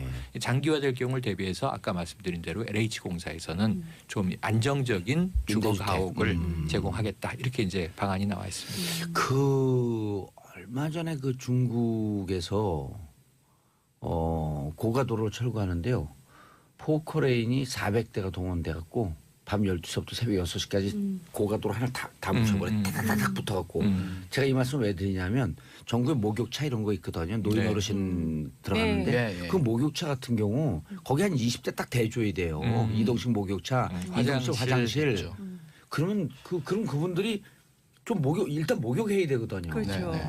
그러니까 생각해보면 뭐 컨테이너 박스에 요즘 주거를 예. 아주 가건물을 잘 지으니까 네. 그런 게 딱 세팅되면 그럼 가구별로 되지 않을까 하는 생각이 그렇죠. 드는데 예. 이게 이제 다 예산과 평소의 준비입니다. 그래서 쓰촨성 지진이 교훈인데 2008년에 강도 7.9가 왔을 때 예. 7만 명이 사망을 했어요. 맞아요. 부상자는 뭐 37만 명쯤 됩니다. 예. 그런데 지금 올해 또 왔거든요. 쓰촨성에 강도는 정봉재 정치쇼 1부 순서 들어가겠습니다. 뉴스 브리핑. 자, 오늘의 뉴스 브리핑 시작합니다. 정상근 미디어 오늘 기자 자리하셨습니다. 네, 안녕하십니까. 예, 큰일이에요. 포항 개선 여진 발생한다 그러죠? 네, 그 매우 불안하게도 여진이 예. 계속 이어지고 있는데요. 그 오늘 새벽 6시 5분께 그 포항에서 또 한 차례 여진이 발생을 했습니다. 그리고 지금 50차례가 넘었어요. 예, 토탈해서 정확히 52회 정도로 기록이 돼 있다고 하는데요. 예. 네, 이번에 발생한 여진은 규모가 3.6이고요. 그리고 꽤 흔들리는 건데. 네, 그렇죠. 적은 규모는 아니죠. 그 진앙은 포항 북구에서 그 북쪽으로 11km 되는 지점입니다. 그리고 이 지진은 불과 6시간 전에도, 그러니까 이 지진이 발생한 지 6시간 전에도 또 지진이 일어났었어요. 그러니까 19일 오후 11시 45분께인데 이때는 규모 3.5의 여진이 발생을 했습니다. 똑같은 규모가 지금 그 6시간 상간으로 두 번이나 온 거네요. 그렇죠. 3.5, 3.6. 계속해서 그 집안이 좀 불안을 해서 그 아무래도 많은 국민들이 좀 이렇게 땅 밑에서 어떤 일이 일어나는지 정확히 알기가 되게 어렵잖아요. 그래서 그렇죠. 네, 굉장히 그렇다고- 좀 많이 불안해하는 것 같은데요. 그렇다고 또 우리나라가 이 지진에 대해서 잘 준비되어 있는 나라도 아니고. 네, 아무래도 지금 뭐 내진 설계가 뭐 2000년 이후부터는 뭐 작은 뭐 빌라 정도의 건물에서도 들어가 있다고는 하는데 과연 정말 내진 설계가 잘 되어 있는가를 확인을 할 수가 없잖아요. 그러니까 감수도 잘 안 됐을 것 같고. 네, 그동안 뭐 일본에서 뭐 지진이 막 일어났을 때도 거기는 워낙 큰 지진이니까 예. 그 작은 지진에는 좀 버티는 거를 보긴 했는데 우리나라에서는 이렇게 큰 지진이 일어난 적이 많이 없으니까 지금 일어나는 작은 지진들에도 그 사람들 입장에서는 굉장히 불안할 수밖에 근데 없는. 우리 입장에서는 그런 3.5, 상황이죠. 3.6이 작은 지진이라고 볼 수 없는 게 네, 포항에서 직접 당하는 당사자들은 무척 불안해하고 있거든요. 아 그럼요. 흔들림도 그렇죠. 심하고. 네. 게다가 여진이 계속 이어지고 있어서 예. 지금 처음에 그 규모 4.0에서 5.0 미만의 여진이 한 번 그때 지진 본지진 나고 예. 얼마 있다가 그 지진이 났고요. 그다음에 3.0에서 4.0 미만이 이번까지 포함해서 5번 어허. 그리고 2.0에서 3.0 미만이 총 52번 그렇게 해서 총 58번으로 기록이 됐네요. 네, 58회. 네네 58입니다. 아유, 이 포항 계시는 주민들 그 경주 일대 무척 불안하실 텐데 이거 어떻게 빨리 대책을 세워야 될 텐데 그리고 지금 수험생들 어떻게 돼요 이렇게 되면? 네 이번 주 목요일로 수능이 미뤄졌는데 이렇게 계속 여진이 이어질 경우에 그러니까 네, 아니, 시험 볼 발생될 수도 때 있죠. 시험 볼 때 이것도 한 예를 들었고 안 와야 되지만 네. 혹시라도 이런 여진이 있어갖고 흔들리게 되면 수험생도 그냥 굉장히 불안하죠. 불안하죠 시험 보다가. 시험 보다가 이제 작은 흔들림만 있어도 혹시 이게 지진으로 벌어지지 예. 않을까라는 불안감도 있을 테고. 그렇다고 이게 또 그 지진이 있으면 그 건물 밖으로 피하라고 그러는데 네. 시험 보다가 어떻게 피해요? 그렇죠. 이제 수능 시험을 보는 와중에도 피할 수도 없고. 아. 게다가 지금 포항의 한 초등학교는 이 건물이 너무 많이 흔들려서 아예 폐교를 결정할 정도까지 손상이 나왔다고 하거든요. 그 학교 건물들이 네. 20년 이상 된 건물들, 오래된 건물들이 많아요. 네, 오래된 건물이 많죠. 그나마 이제 최근에는 이렇게 법령이 조금씩 바뀌어가면서 네. 내진 설계가 이루어진 경우가 많은데 오래된 건물에는 내진 설계가 있는지 없는지조차 잘 모르는 경우가 많아서 그렇죠. 또 학교 건물들이 뭐 네. 이렇게 크게 아주 다용도로 복잡하게 쓰이는 건물이 아니니까 좀 심플하게 진 건물들이 많잖아요. 그렇죠. 네, 그래서 굉장히 좀 아, 불안한 걱정되네. 마음이 커져가는 것 같습니다. 예.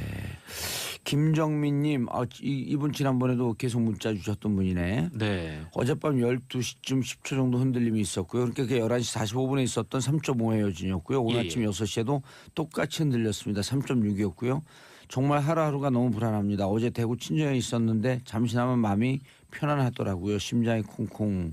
포항 흥해업 거주하는 애청자님 지난번에도 문자 계속 주셨어요. 한 두세 차례. 네. 문자 감사하고요.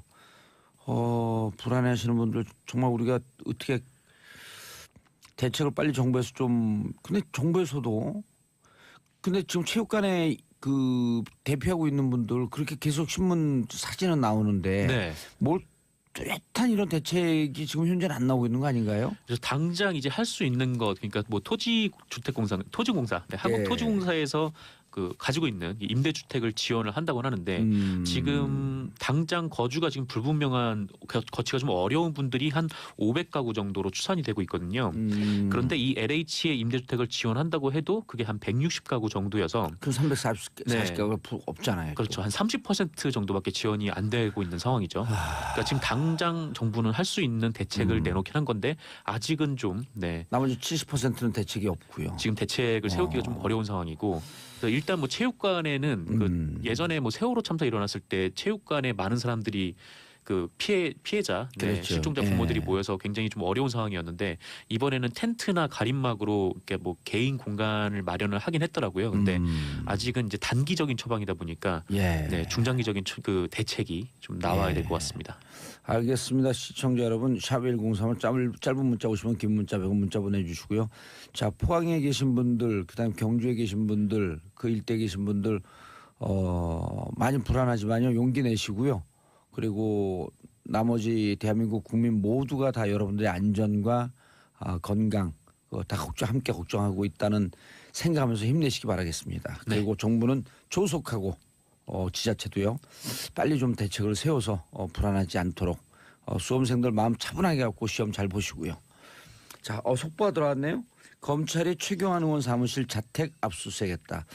이유는 나오지 않고 일단 그 속보가 떴습니다. 네, 그 최경환 의원 같은 경우에는 뭐 국정원에서 특수활동비를 1억 원 수술했다는 그런 그 내용이 보도가 들어가 지난주에 있고, 나왔었죠. 네, 지난주에 그 부분이 있었고, 뭐 롯데홈쇼핑 관련 의혹도 지난해 보도가 나왔었죠. 그리고 아시아 경제인가 어디 한 매체에서 최경환 의원 실명을 거명해서 그 뭉칫돈이 갔다. 그래서 그렇죠. 최경환 의원하고 뭐 소송 거는 일도 있었는데 롯데홈쇼핑 같은 경우에는 굉장히 갑질이 만연한 홈쇼핑 업체로 알려져 있어서요.